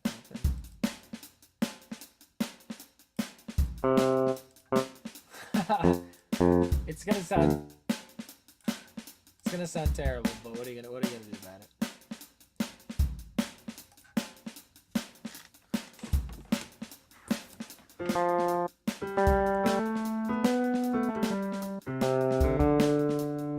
It's better. Good enough for this, I think, right? All right, so we play it like this, right? Love the weekly communicator. Hey, thank you, Tristan. I'm also really happy that you like it. I love the community we have here. It's means a lot to me. You know, I love getting to come here every week and hang out with you guys. That's what I'll say, right? So thank you for being here. All right. How much are we doing here exactly?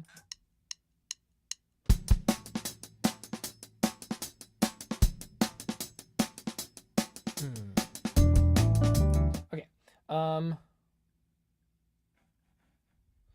Your eyes, they tell me.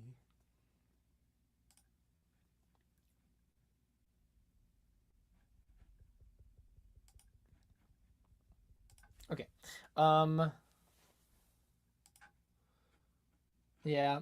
I got it close enough. We're just doing some music theory. I got it close enough that I feel like I can move forward. Right? Oh, what happened here? Did I stop my screen share?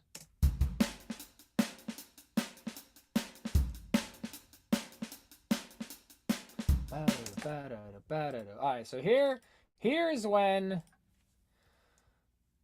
guitar arpeggio we go guitar 1 enters. Okay, can I like name this region? Is that a thing? Yeah, okay.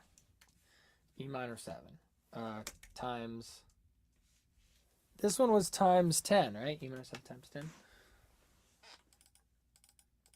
Come on. Okay.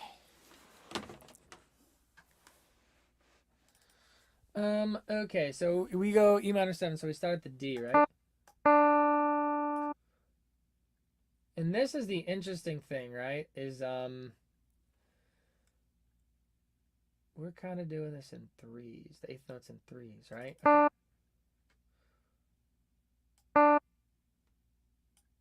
Okay. And then we go down to yep, G there. And then the E. Right? That's pretty much what's happening. It sounds so bad, guys. I love it, though. I hope you did, too. Okay.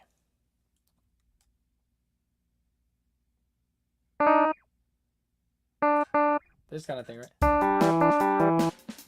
Okay. Alright, now we're gonna have to do it this way.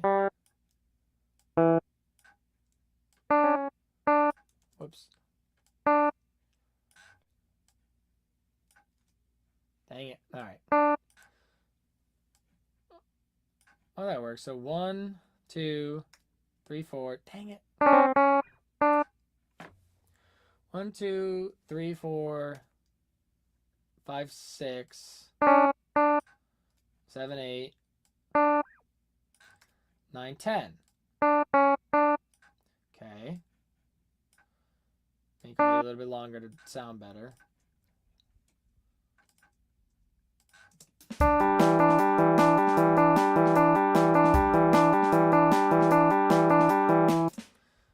Right? We did that right? 1, 2, 3, 4, 5, 6, 7, 8, 9, 10.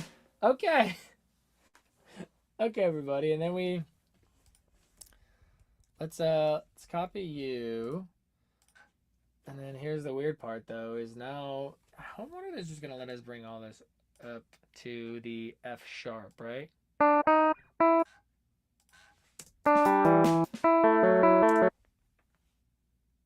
Oh yeah, and that's the weird thing about it already. Let's see here. Oh yeah, exactly. So we're gonna have to cut that off there and bring this, whoopsie, the region. Sometimes these guys will act a little funky on me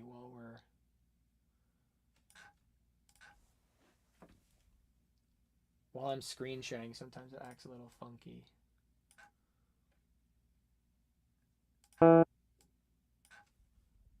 Okay, so right.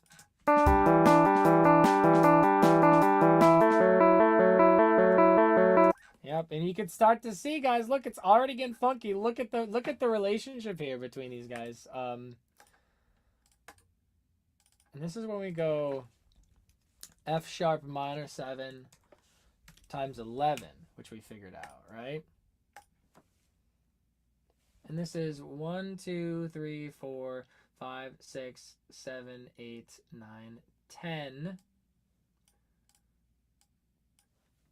11.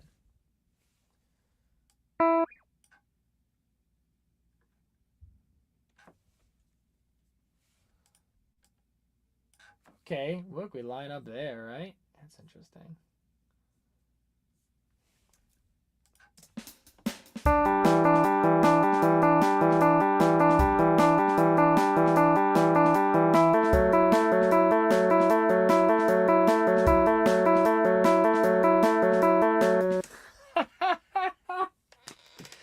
Can you believe this is what we're spending our time doing, guys? All right, so check it out. This is so interesting, right? So we can already see some interesting math here.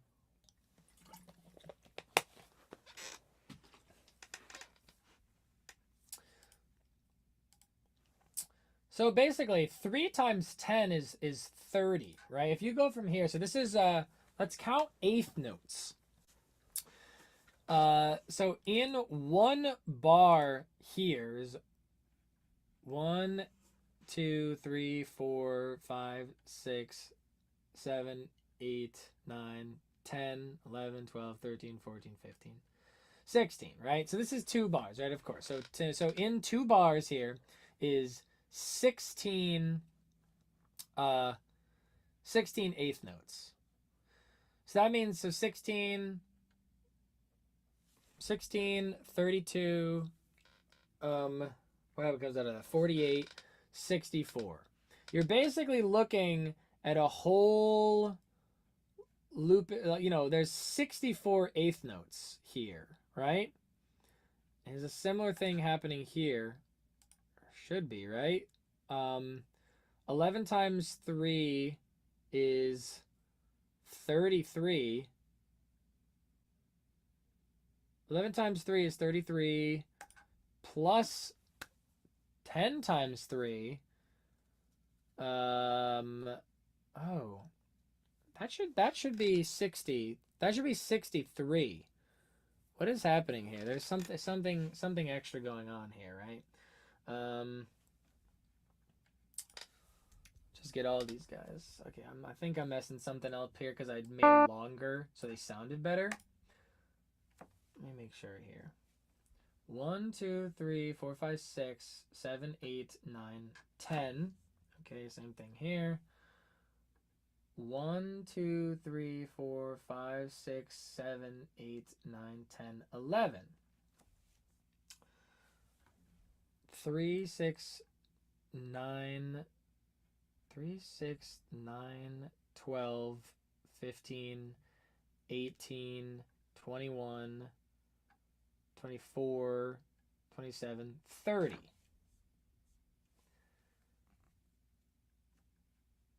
Yep. So this is 30 beats. Let's see. Whoops.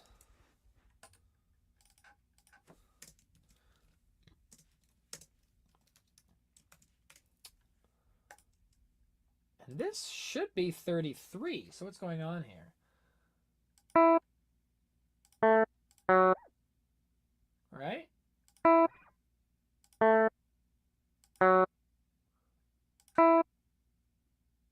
One, 3, 6, 9, 12,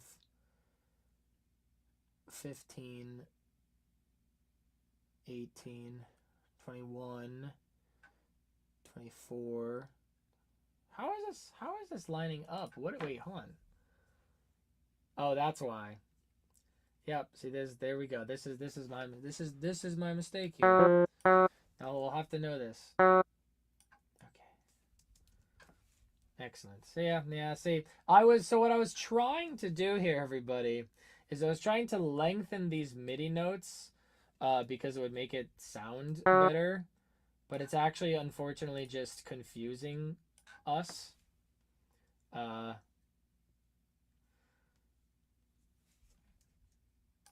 So we'll just have to do it like that. You guys will have to deal with it just sounding terrible.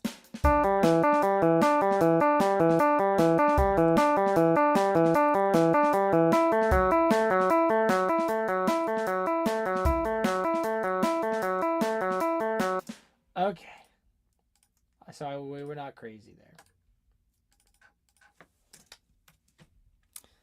33. So you start to see, like, look at this. We start our new chord on the 4th beat with those drums. And the same thing here. Now we're going to start our new chord on the and of 4 because of this weirdness over here. Okay, so I believe we did the A for 11.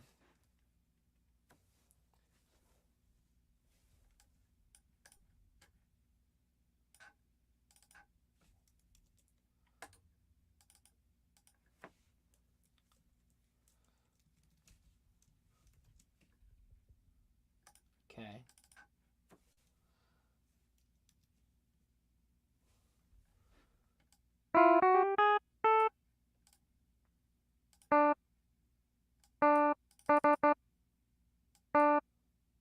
Let's see here.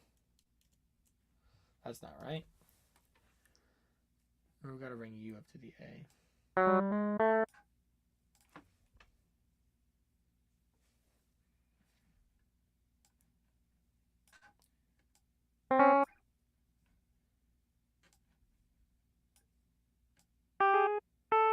Okay.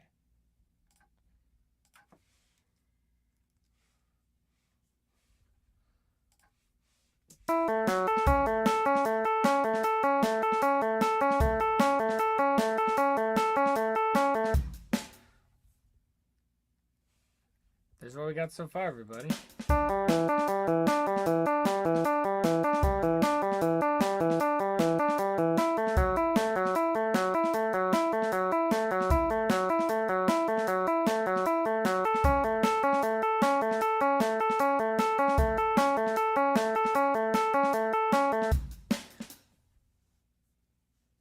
Oh, so we are going to end up lining up here, it looks like.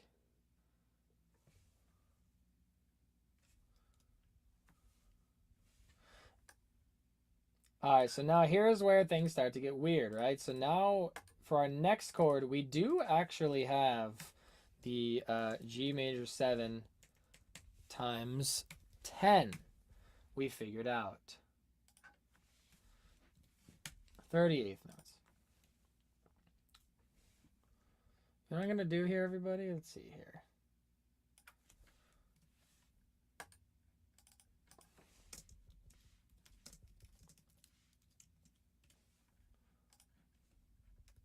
There we go. Now we know. So look, we do actually line up here.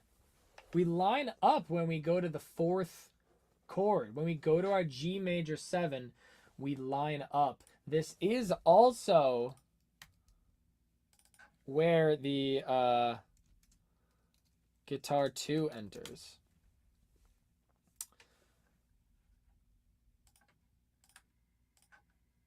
So you're going to... You're all at G, right?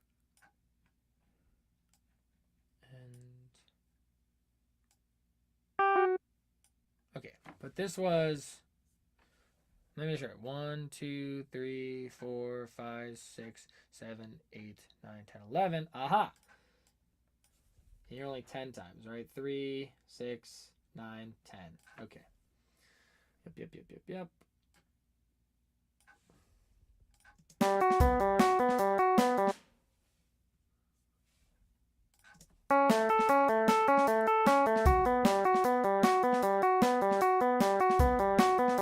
Is that really what happens? I mean, let me double check this over here. That feels weird all of a sudden.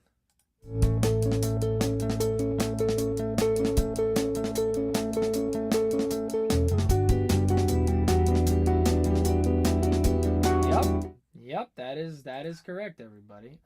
Oops. Let me check in. How you guys doing over here? Tristan telling people to smash the like button for me. I hope you're enjoying that. Thank you for my brain is dead. There's a lot of math, has a lot of numbers. Thank you for telling people to smash the like button on my behalf, Tristan. I appreciate it. Are you guys having fun right now? Is this fun for you guys? Because for me, I'm like, listen, if we want to figure out exactly what's going on with weird fishes, we got to figure out exactly how, why, and when all of these little things are interacting with each other. I mean, look at how much we change chords on the 4, then the and of 4, but then when we go to our next chord, we line up because we have these really weird repetitions where we basically do, 10 measures of 3/8 on this one, right? Maybe a better way to say this would be to say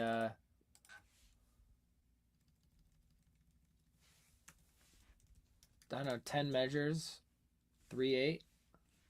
Is that better? Does that make more sense to describe it like that? 10 measures of 3/8 and 11 measures of 3/8. Does that make more sense to you guys?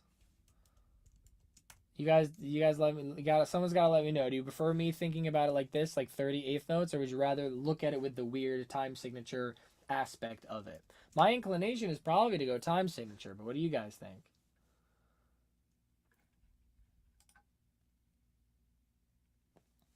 Okay, so Alicia, yeah, we did yeah, Tristan, remind me exactly what you're talking about, Tristan. It sounds easy to keep track of. What sounds easy to keep track of? The measures of 3/8 or the counting 33/8 notes or what have you? Just, yeah, tell me, measuring measures or measuring eighth notes? Someone let me know. Alicia, yeah, so basically what we're seeing here is the song is in 4/4. Yeah, 10 bars of 3/8. I thought so. Oh, bars is better because that takes up less space. I like that. Let's go bars. So Alicia, basically what's happening here is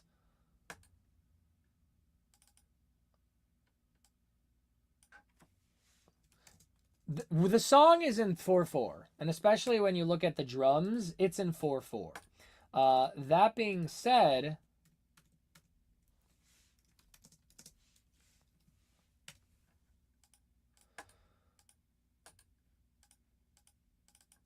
the gimmick, the concept of the song is that basically you have the drums in 4/4. And you have all these other arpeggios, these ideas that have the same eighth note, right? So the same pulse, so we can stay in perfectly like in time with the drums. However, where we're looping is going to be different, right? So it's kind of like the drums are kind of in 4/4, and then it's kind of like technically the guitar is also in 4/4. However, it's kind of in its own world functioning as if it's 3/8 or something like that. And by using the same eighth note as the 4/4, and so it's not a polyrhythm exactly. A polyrhythm is when you have multiple different kind of things at the same time, whereas these are it's not kind of hard to explain. So a polyrhythm is when you have different subdivisions, right? So like a polyrhythm would be let me get over here.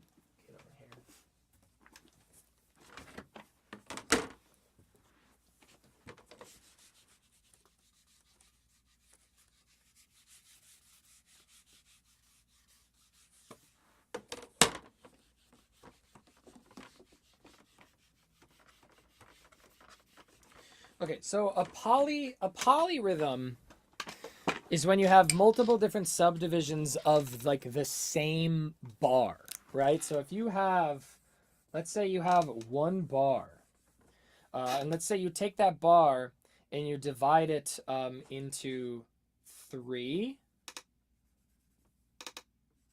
right? And then at the same time,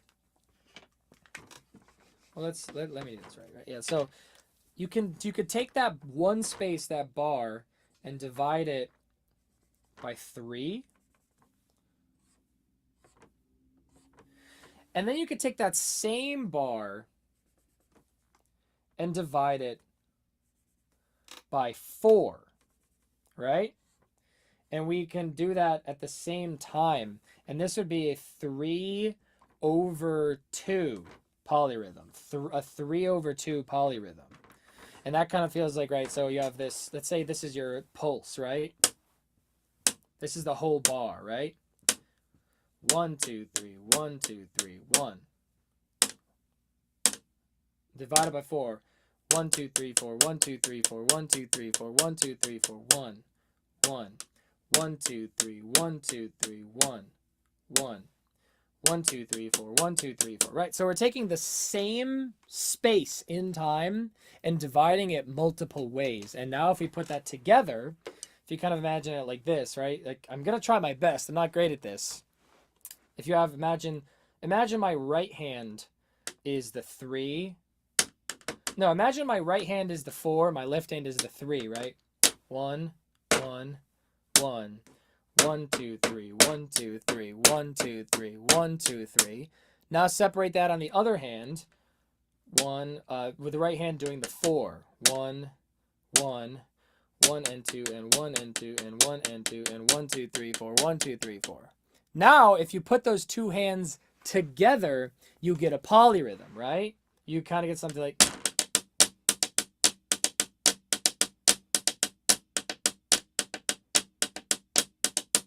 Boom, we're taking the same space and dividing it in 2 different ways. That's a polyrhythm. This is not a polyrhythm because it's not that we're taking the same bar and dividing it kind of in different ways. With weird fishes, what kind of happens is the pulses are exactly the same. We're just kind of changing where like the bar line is, right? This is so Alicia says, oh, but for those they both start again with the new measure.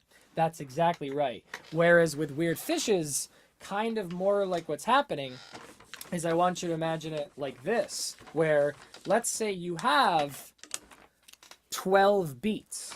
Let's say you go 1, 2, 3, 4, 5, 6, 7, 8, 9, 10, 11, 12.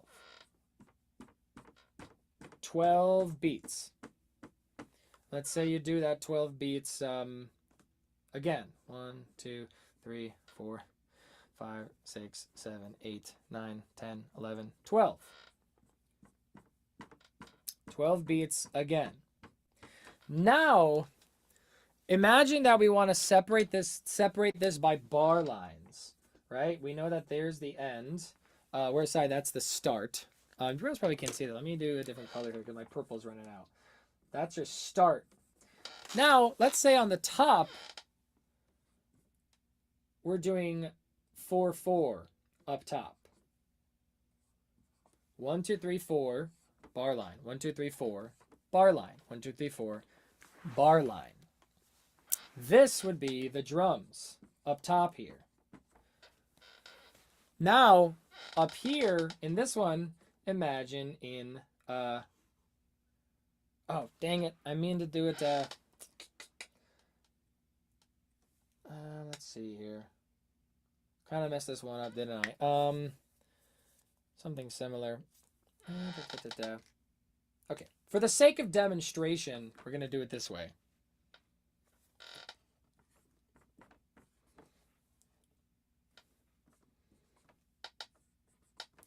So imagine this, right? Now this isn't 3/4, but it's all the same pulses. Now we divide it like this. 1, 2, 3, bar. 1, 2, 3, bar. 1, 2, 3, bar. 1, 2, 3, bar. Oh, okay. So we see that these all line up. For every 3 bars of 4/4 is equivalent to 4 bars of 3/4. So it's kind of like every 12 beats, they line up again together. But at the end of the day, it's not a polyrhythm because if you look at these and divide them, like let's say my left hand is playing the top and my right hand is playing the bottom, you still end up with this. It's still all the same. So it's not a polyrhythm. It's just this really interesting thing where we're kind of in different time signatures, but we're sharing an eighth note, and like the bar lines just get really confusing. Just want to recommend Fire in the Sky by Anderson .Paak again. Oh yes, I do have that saved to listen to on polyrhythm, by the way. Very interested in understanding this more. Hey, good. I'm glad you're enjoying it. So that's kind of what we're seeing here. It's not a polyrhythm. It's just that like because we're dividing things differently, like groups of 4 versus groups of 3, it comes up with this really interesting phasing back and forth where they get out of sync with each other and then back in sync with each other just to get out of sync with each other again, right? It's this really interesting kind of phasing situation. So let's get back to it.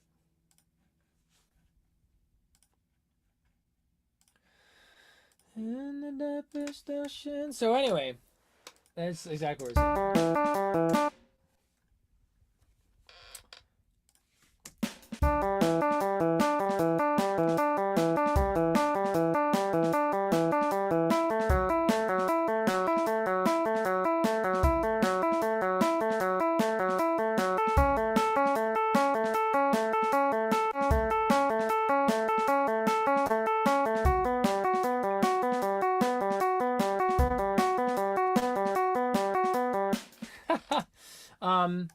A question we have not asked yet. Did the band even perform this or did they grid the recording? I feel like my mind would melt trying to remember times through.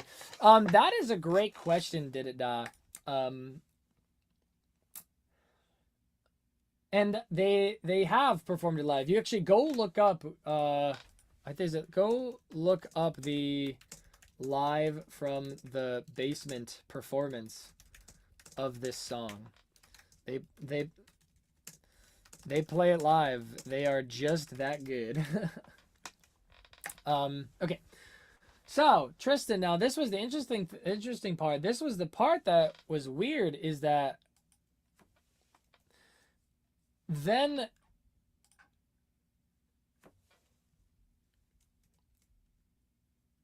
this is now the weird part, is that the E minor 7, when we start over,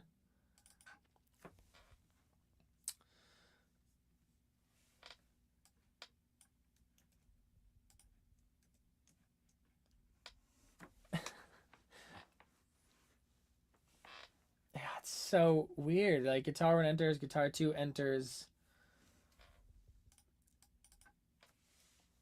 Guitar loop starts over. But like, look, the guitar loop starts over on the 4 before our whole thing starts over. Like, it's not quite completely symmetrical, right? Like, there would be a way mathematically to make this symmetrical if they wanted to, but they're kind of choosing to not.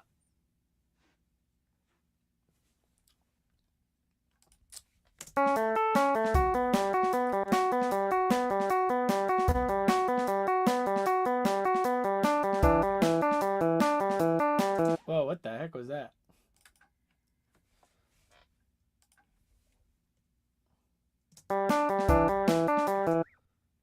Where is that coming from? That sounds cool though.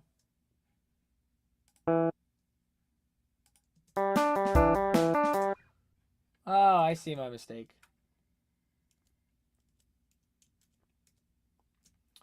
Okay.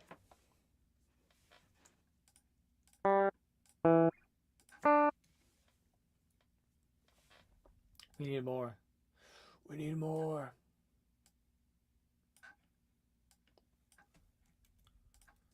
I think I did that right. Yep, there we go. So now this time through, when we go to do it, it's 11 bars of 3/8. This time through. This is the weird part, right? The first time we go through the E minor 7, it's 10 bars of 3/8. Second time, it's 11.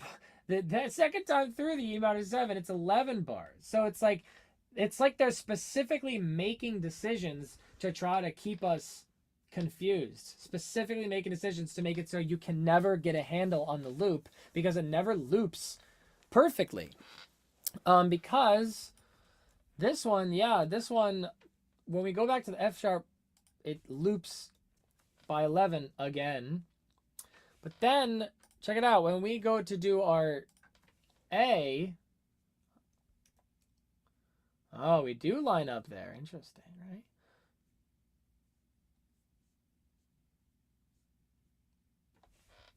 This time it's 10.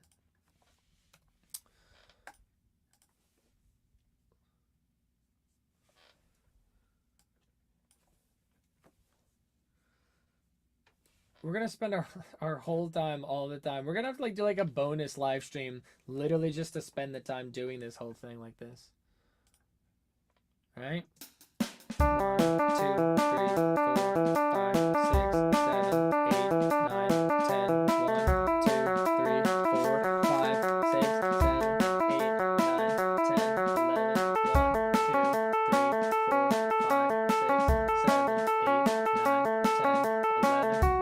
2, 3, 4, 5, 6, 7, 8, 9, 10, 11. 1, 2, 3, 4, 5, 6, 7, 8, 9, 10. 1, 2, 3, 4, 5, 6, 7, 8, 9, 10, 11. 1, 2, 3, 4, 5, 6, 7, 8, 9, 10, 11. 1, 2, 3, 4, 5, 6, 7, 8, 9, 10.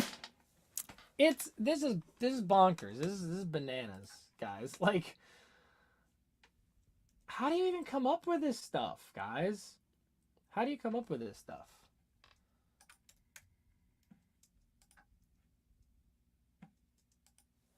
And then we do this 11 times here. All right. 1, 2, 3, 4, 5, 6, 7, 8, 9, 10. And then we're going to make that 11. Okay.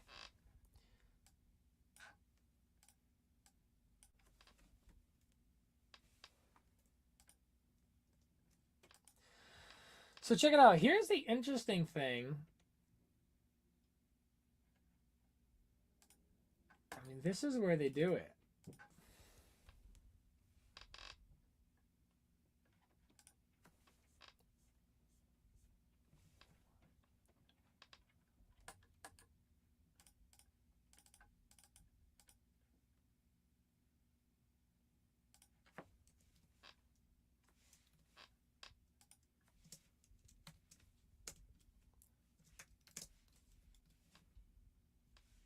Check it out. That's how they do it.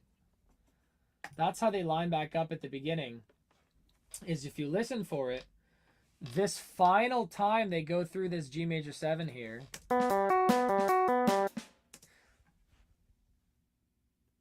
Rather than, 1, 2, 3, rather than starting the next chord right there, they give themselves one little extra beat, little eighth note there to start over. Vocals in guitar loop starts over. Okay, so that's the weird thing, right? Guitar loop should start over.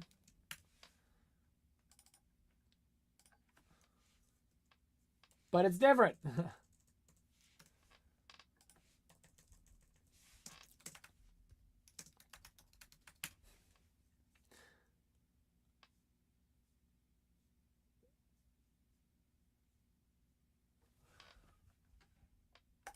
Okay, so Don, my friend, if that's what you were talking about, so well, the same thing. So Don, if that's the delay you were talking about, let me give you the vocabulary because we knew, that's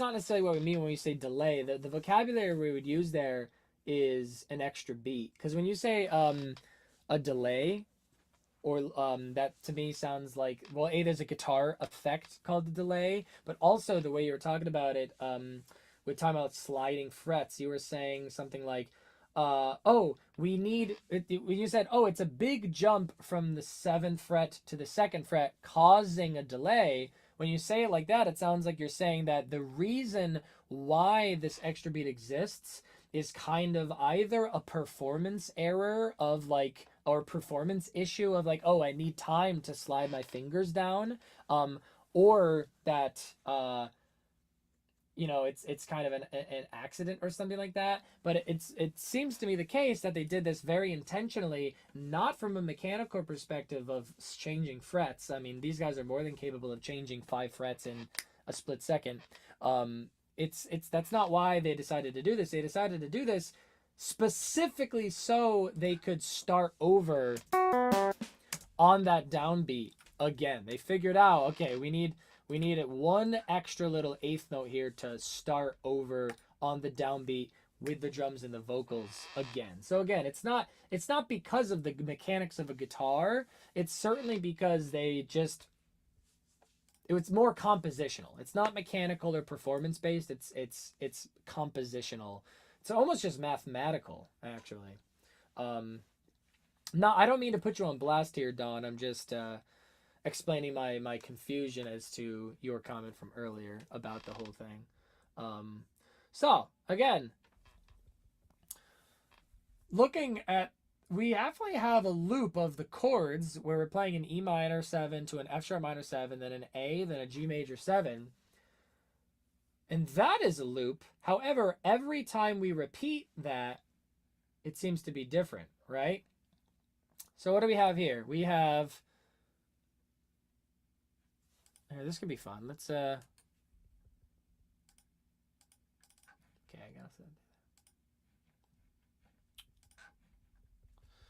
gotta duplicate this track.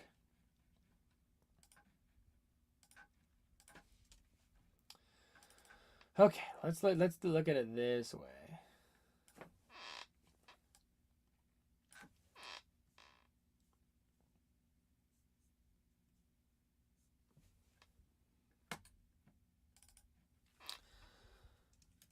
Chord progression loop number 1. How many beats is that, right? It's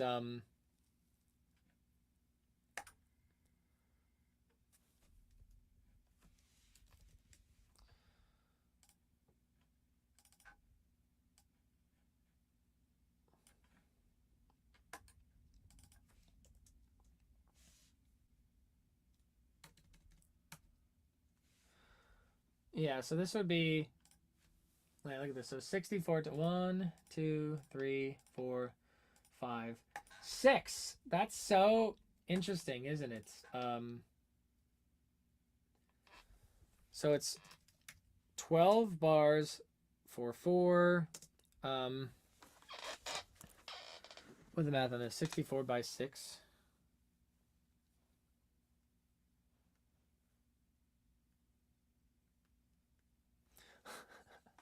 $384 eighth notes. There you go. So now we have, this would be, so we got 30 plus 33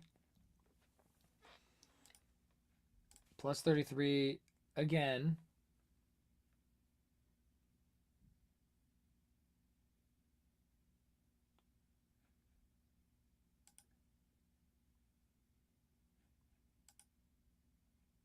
Oh, dang it.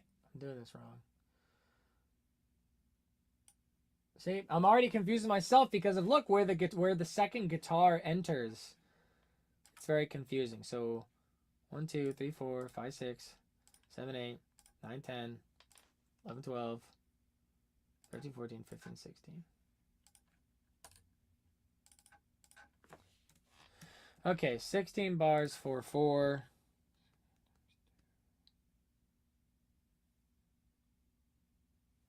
Well, I did that math so wrong, guys. Sorry. So in a bar 4/4 would be 8 eighth notes. So this is 8 times 16, 128.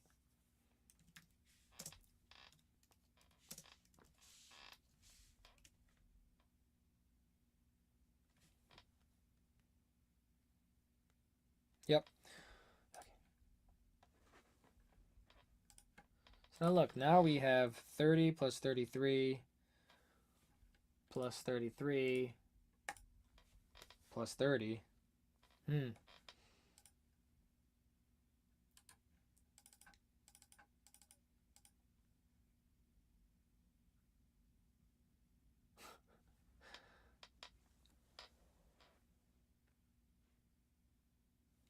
126 eighth notes.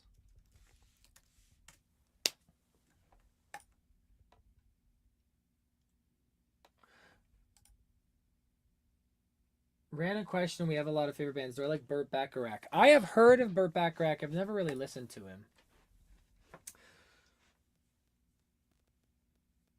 So that's okay. So yeah, I've never listened to Burt Bacharach. I've heard of him though. So check it out, right? When we go back kind of to the top of our guitar loop, we are 2 eighth notes short of where the drums loop over, right? We got 126 eighth notes in the guitar before we start over, as opposed to that 128 eighth notes in the drums.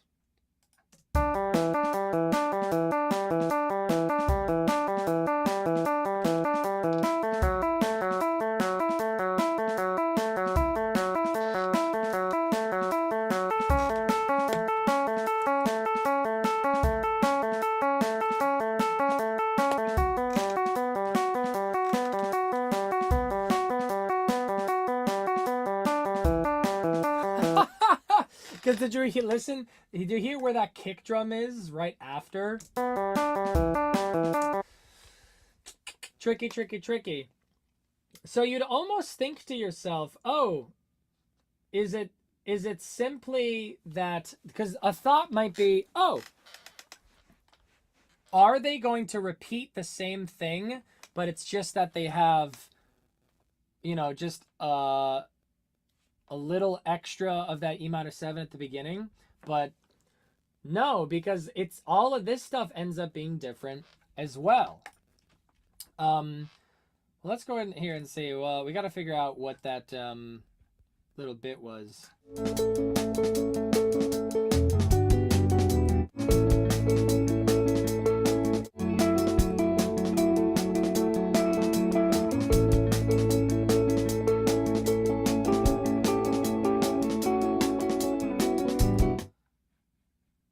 Okay. So that was 1, 2, 3, 4, 5. 1, 2, 3. 1, 2. That's where that happens there.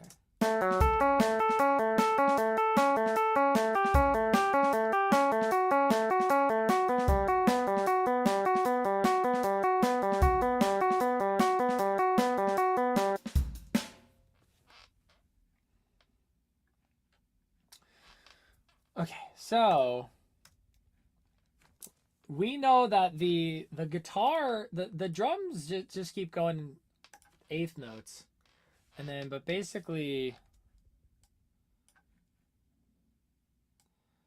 the second time around, we have 130 eighth notes, right? So that's where we make that up. We make up, you know, because 128 minus 126 leaves 2 extra beats, which is that what we're seeing here, these 2 extra eighth notes. And we make it up here by having 1 extra eighth note here, right? There's enough space for 1 extra eighth note at the end of our loop. Space for 1 extra eighth note in there. Because we have all this like asymmetrical relationship, the ratio of these things. Right? It's like beat 3 of our 3/8 coincides with beat 1 of our 4/4, which means we're like 1 beat behind the 4/4, and then we make it up by adding this 1 extra beat right here. That is so wacky.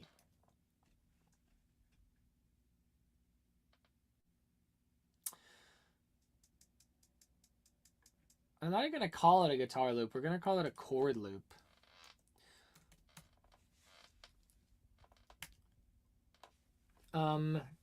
Tristan, what Burt Bacharach should I check out? I'm not sure if you ever do first time listening reactions videos. Would like to see you react to Burt Bacharach, Keen, Fire in the Sky, do quick thoughts and breakdowns. I would do something like that probably as a live stream. I probably wouldn't make content about that because I'm going to be honest, it's such just on principle and moral. I don't want to do like reacting to listening. Like it's pretty low effort kind of garbage internet content to be like, wow, my dad's reactions to listening to whatever, like making the reactions way over the top and kind of whatever. I would definitely do like live stream hangouts where we just listen to music and chat. Okay, so there's kind of only one more thing I want to do here today is I wanted to figure out when the vocals come in, is there a point where it actually loops regularly, right? Like, does it actually continue? Like, sorry, like, does it actually loop consistently, right? Because, like, right now, the way that we're seeing this, based. I appreciate that you think I'm based, Alicia. I would love to hang out with you guys on a live stream and just discuss and listen to you guys' suggestions. I would definitely be down to do that. But I'm definitely not going to make like an over-the-top reaction, like video on demand video that I post to edit, and then post to YouTube and that kind of thing. I'm not going to do that. But I would love to hang out with you guys and discuss and listen to music together. That is definitely something I would do.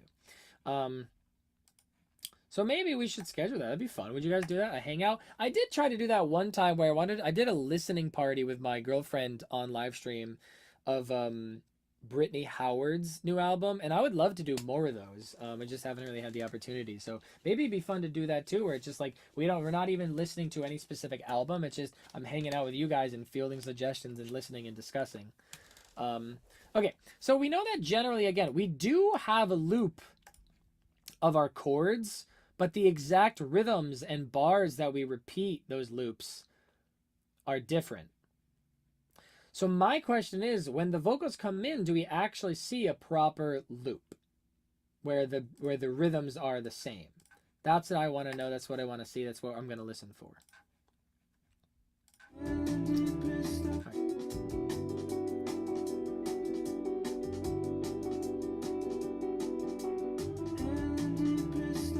I already I already lost it, guys. Man. Okay. Here. This can help. We already did this one, right? So we're moving on to the when the vocals come in.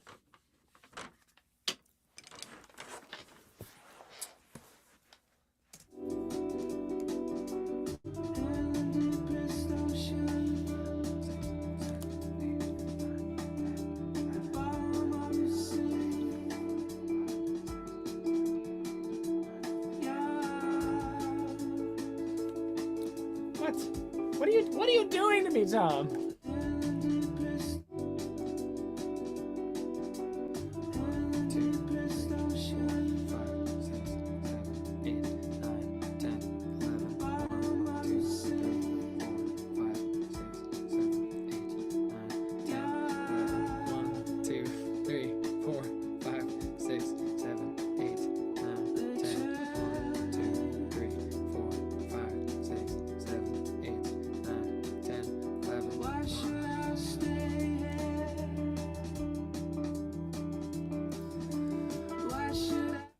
Boy. Woo, doggy.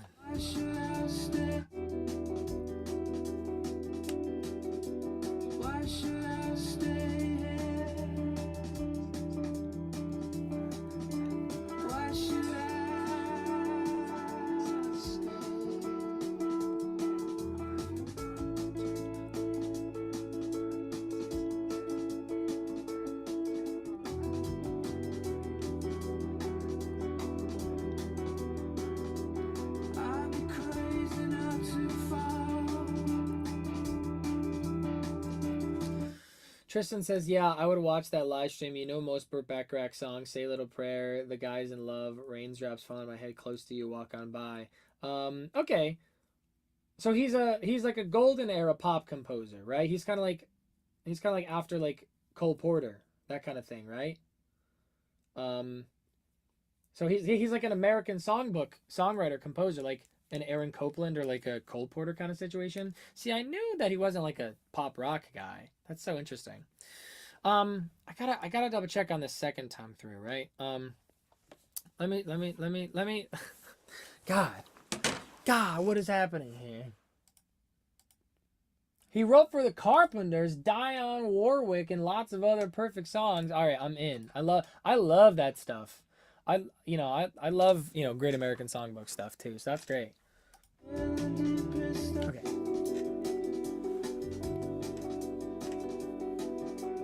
One, two, three, 4, 5, 6, 7, 8, 9, 10, 11. 1, 2, 3, 4, 5, 6, 7, 8, 9, 10, 11. 1. No. Did I don't think I messed up. What's happening here? 2, 3, 4, 5, 6, 7, 8, 9, 10, 11. 1, 2, 3, 4, 5, 6, 7, 8, 9, 10, 11. 1, 2. Okay.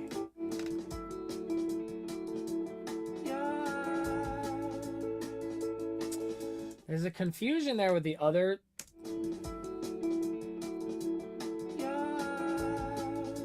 Yep, no, I was right. It's the way that all these different things are going with each other.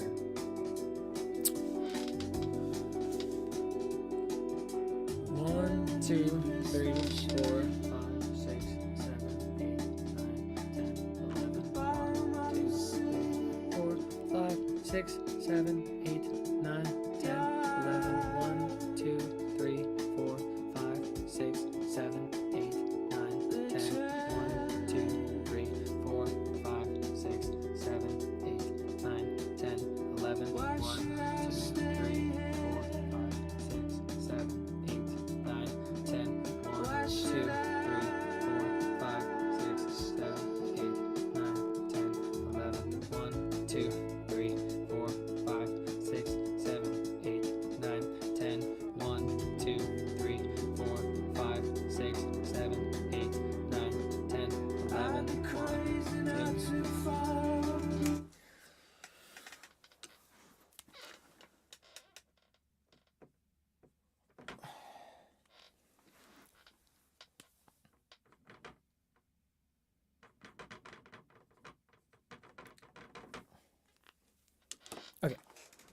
Now let's start with the second verse, right?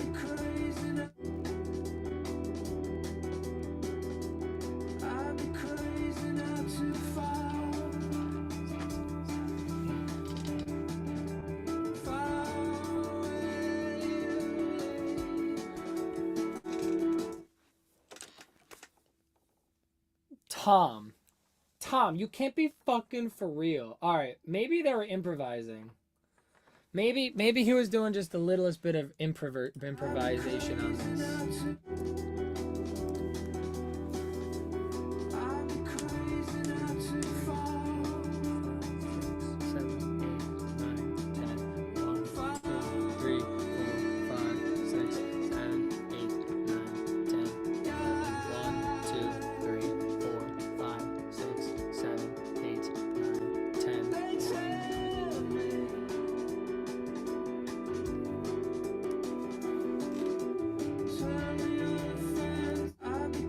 All right, okay.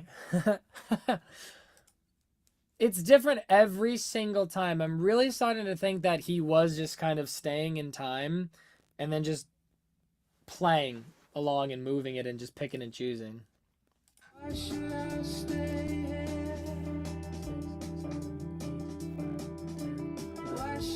3, 4, 5, 6, 7, 8, 9, 10, 11. 1, 2, 3, 4, 5, 6, 7, 8, 9, 10, 11, 5. Oh, fuck. 2, 3, 4, 5, 6, 7, 8, 9, 10.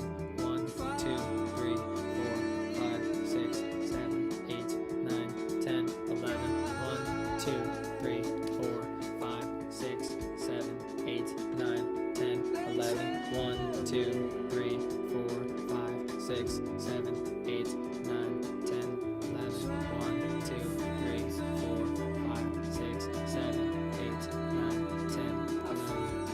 2, 3, 4, 5, 6, 7, 8, 9, 10, 11.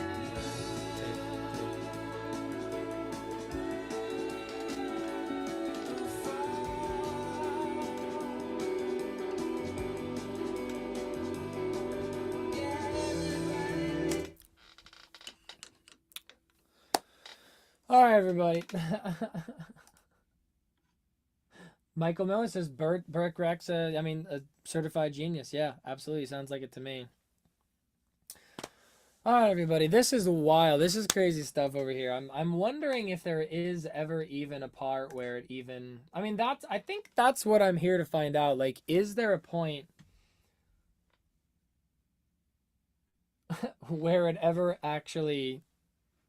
I need to know for my own sake of mind. Is it different every time? I need to know. Otherwise, I'll never know for sure. Or did they really just practice this that crazily, that much? You know?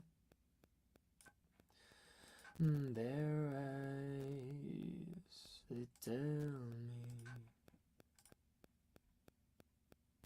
The fact you figured the arpeggio will answer my random questions. Oh, I'm glad that you thought so, my friend. The Radiohead stuff gets weird. But again, if you want to know what's going on with Radiohead, you better expect to get in the weeds, you know?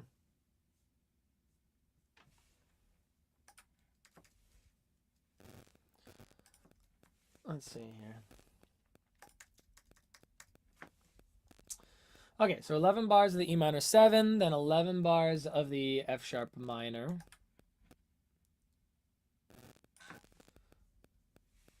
Yep. Right, see, that's the weird thing about it. Because look at it, when we go to repeat the F sharp minor on this time through, we're 2 beats after the downbeat, but the first 2 times it's... Well, that's the... Is that true? It's two eighth notes ahead of time. It's 2 beats ahead here. And then the same thing, it's 1 beat ahead. And now it's 2 beats behind.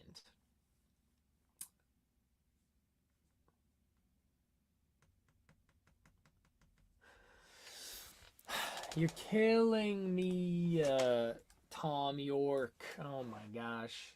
Tom York is going to become public enemy #1 of this live stream series of Matty Greg's Clubhouse. Because he's just going to drive us crazy over here.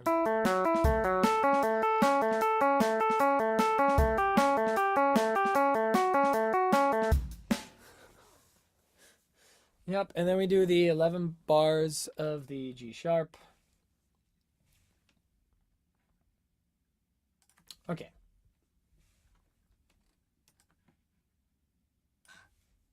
So that's what's interesting though, is now this time it's not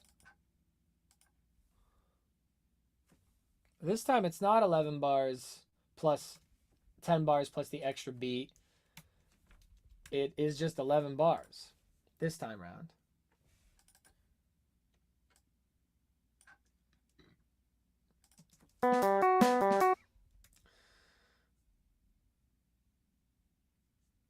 So look, yeah, now we start over afterwards. I'm starting to think that he was just I'm starting to think that there definitely was some stuff going on here. So that was 10, 11 plus. Oh, okay. Now things are starting to get a. Now at least there's a little bit of a repetition here. Finally, we can just grab all this stuff.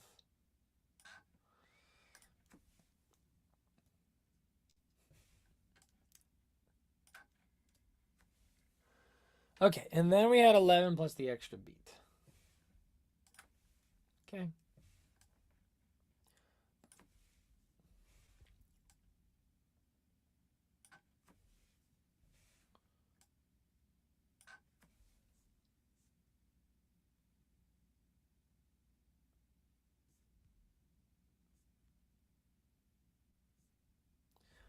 Wait a second, that doesn't make any gosh dang sense. Hold on a second.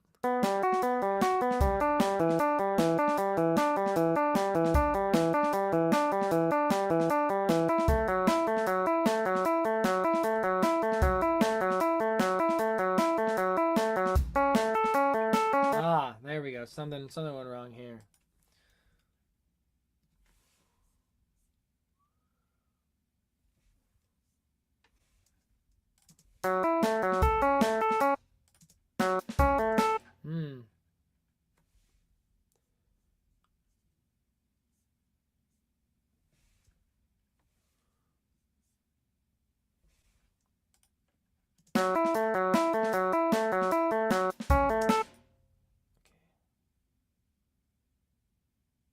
Ah, accidentally must have done that. Alrighty. Okay, so this was now E minor 7.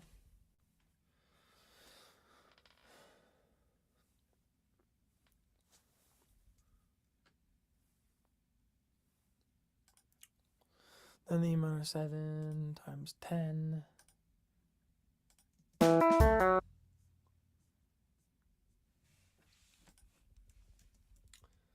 A. Oh no, now we have the A times 10. Oh.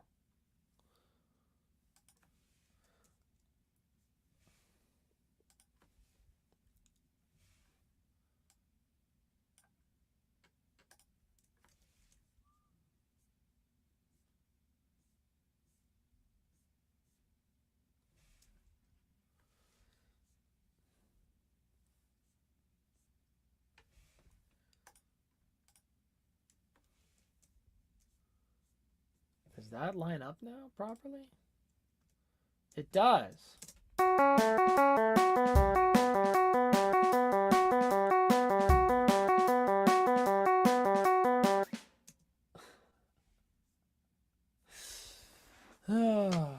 Oh, Tom. How could you do this to me?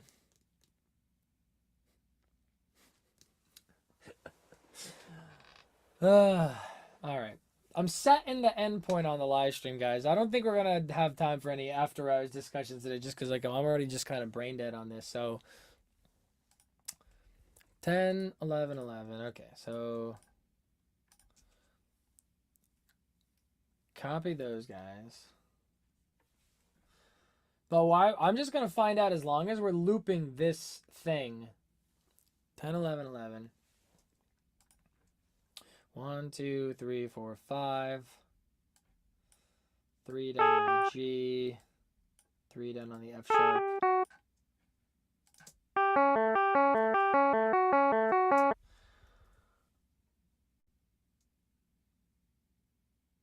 And then we have the 11 with 11. This now it's 11 bars without the extra beat. Is that true? Yep.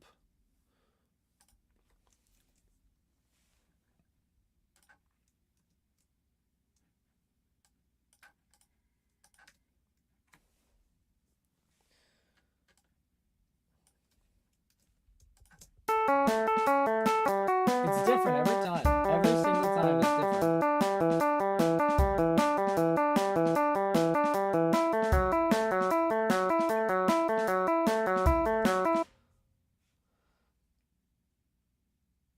So let's see about this time. So now, okay, we start over, but now what?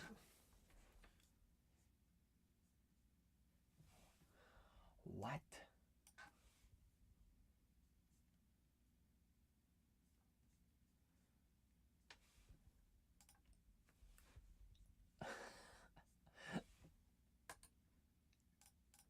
Be for real right now, Tom. Tom, be for real right now. 129 eighth notes in this one?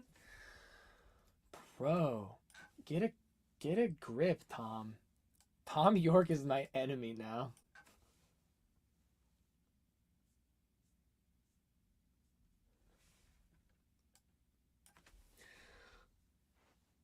Oh wow, really? Do we line up there? That's so interesting, but we lose out on this one here.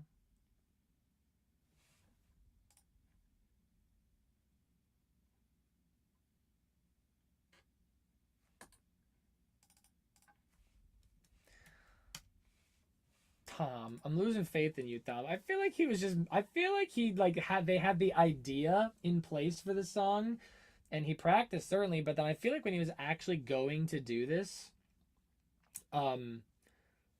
he was just feeling it. He just kept his I feel like he had the engine going, right? I if I had to make a guess, I'm gonna have to go watch a live I'm gonna figure out exactly what's going on here.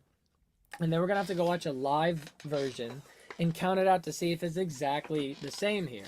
But I feel like he just had this engine of, right? He had this engine going of just going. And he just locks that in and keeps that going. And it just kind of changes around as he sees fits. You know what I mean? Like, he probably wasn't counting. He probably wasn't counting 11 times, 10 times, 11 times, 10 times. I don't think he was doing that. I think he just had the general idea of when to change and when not to change. And then just kind of makes it, maybe it pushes things one beat forward, one beat back, one measure forward, one measure back every time he goes to play it. But he generally, like within a couple beats, is in the correct place. Yeah, just kind of winging it each time. That would be my guess as a musician to do that. However, maybe I'm wrong. Maybe I mean these guys are freaks. Let's be real. Radiohead are freaks. So there's a very solid chance that maybe they did just figure it out this much and they're freaks, they're also nerds. Let's be real. These guys are nerds. Maybe they did figure it out this much, this intensely. Okay. So now this fourth time, right?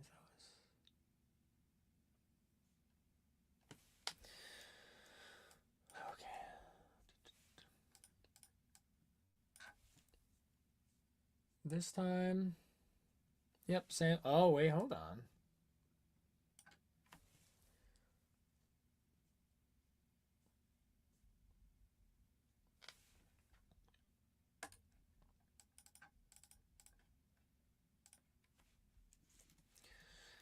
Hold on, this one has 129 eighth notes. I'm gonna have to like get a handle on these lyrics too. So this is In the Deepest Ocean.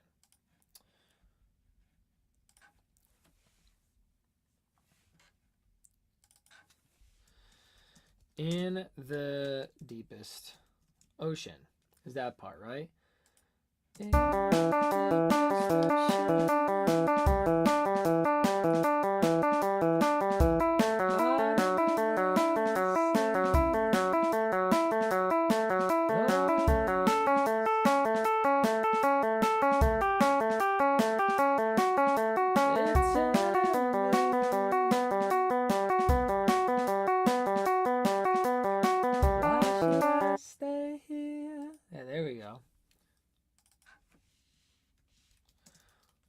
Why should I stay? Okay.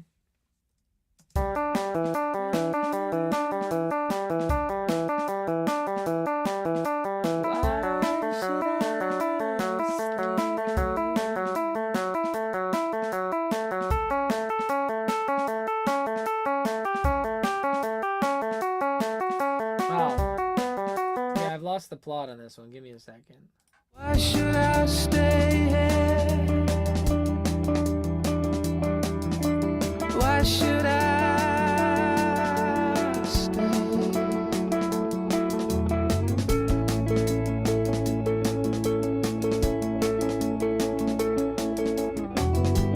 Wow. Yeah, okay, it just goes on like that. Huh. I'd be crazy not. Okay. And that's when we have I'd Be Crazy.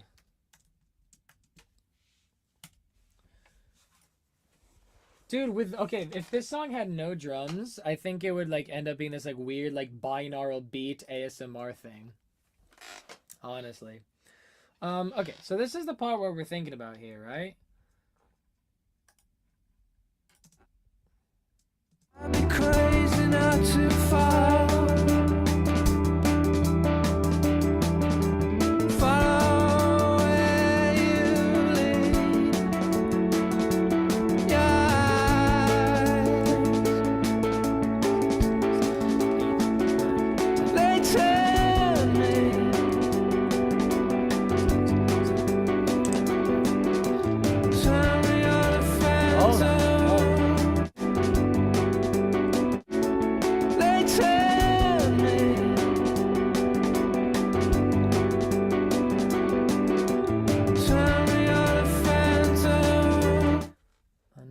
I did that wrong. Hold on. They tell me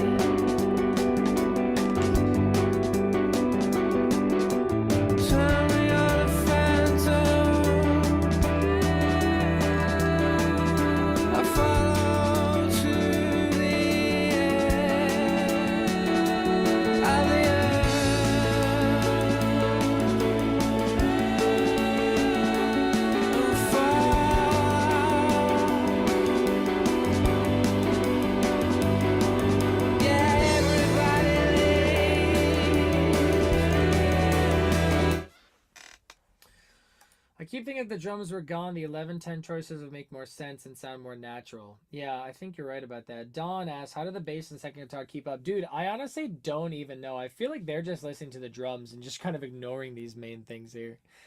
Okay, so...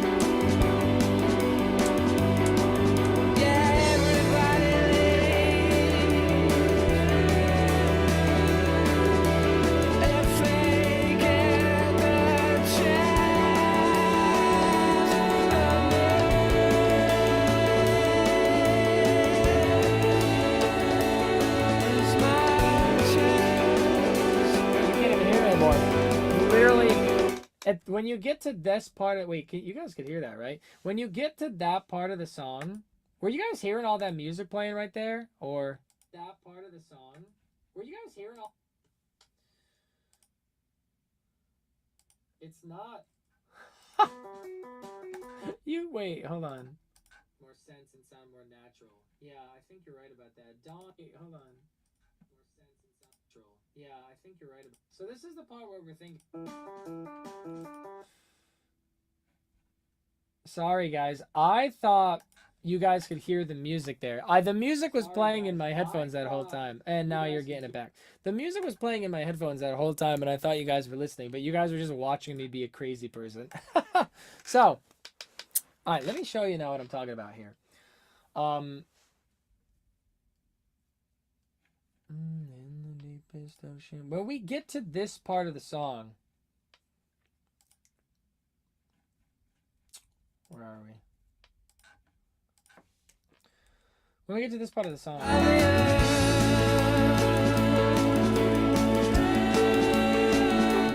it's probably sounds weird for you guys. Oh man.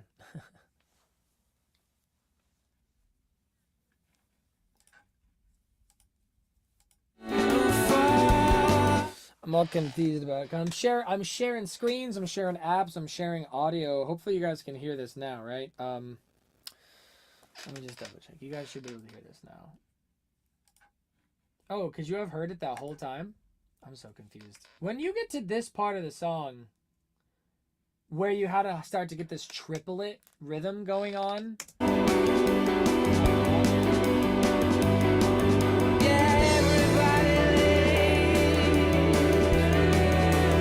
Now there's kind of a triplet thing happening.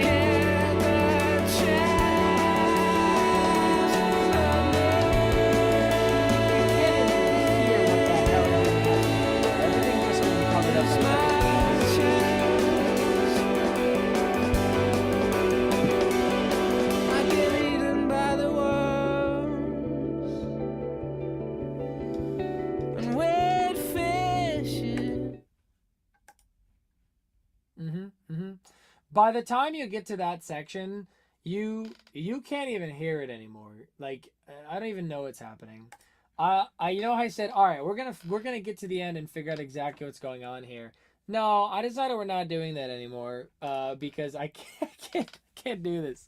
What I am going to do is I'm gonna look up a live version of this and see if he does the exact same things or does slight differences.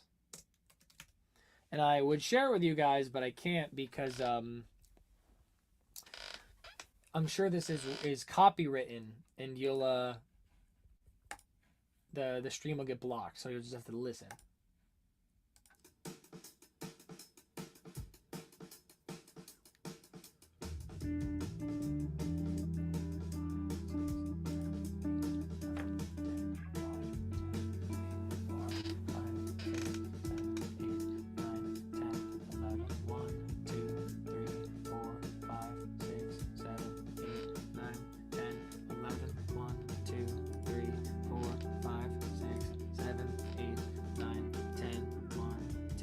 No, it's different already. It's already different, Tom. Yeah, okay. All right. Good to know. All right, so I was right. He's just vibing. He's just feeling it. He just is getting this. He's just getting that engine. That engine going of the 1 2 3 1 2 3 1 2 3 1 2 3 1 2 3 1 2 3 1 2 3 1 2 3. He's just getting that in his fingers. And he's just playing it. He's just getting that going. And once you have that engine going, it's pretty easy to just keep it going. And maybe he'll play it 10 times, maybe he'll play it 11 times.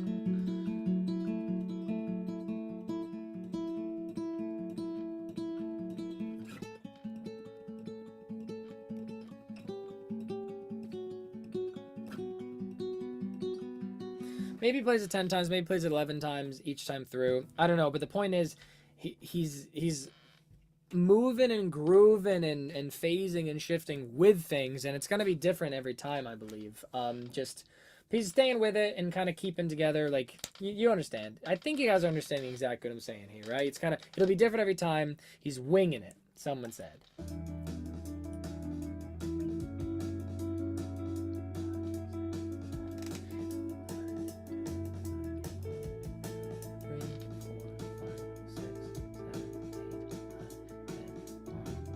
Aha, and that one was different too, because I counted it all out, Tom. I wrote down your work. I'm checking your work, Tom, and I see the truth. I see. All right, Tom York has driven me crazy. Tom York has driven me mad. Okay. That's all I got in me for today, guys. I'm brain dead now. All that math. Okay, so here's what I'm thinking now. It's like a fucked up haiku or something. That's exactly right.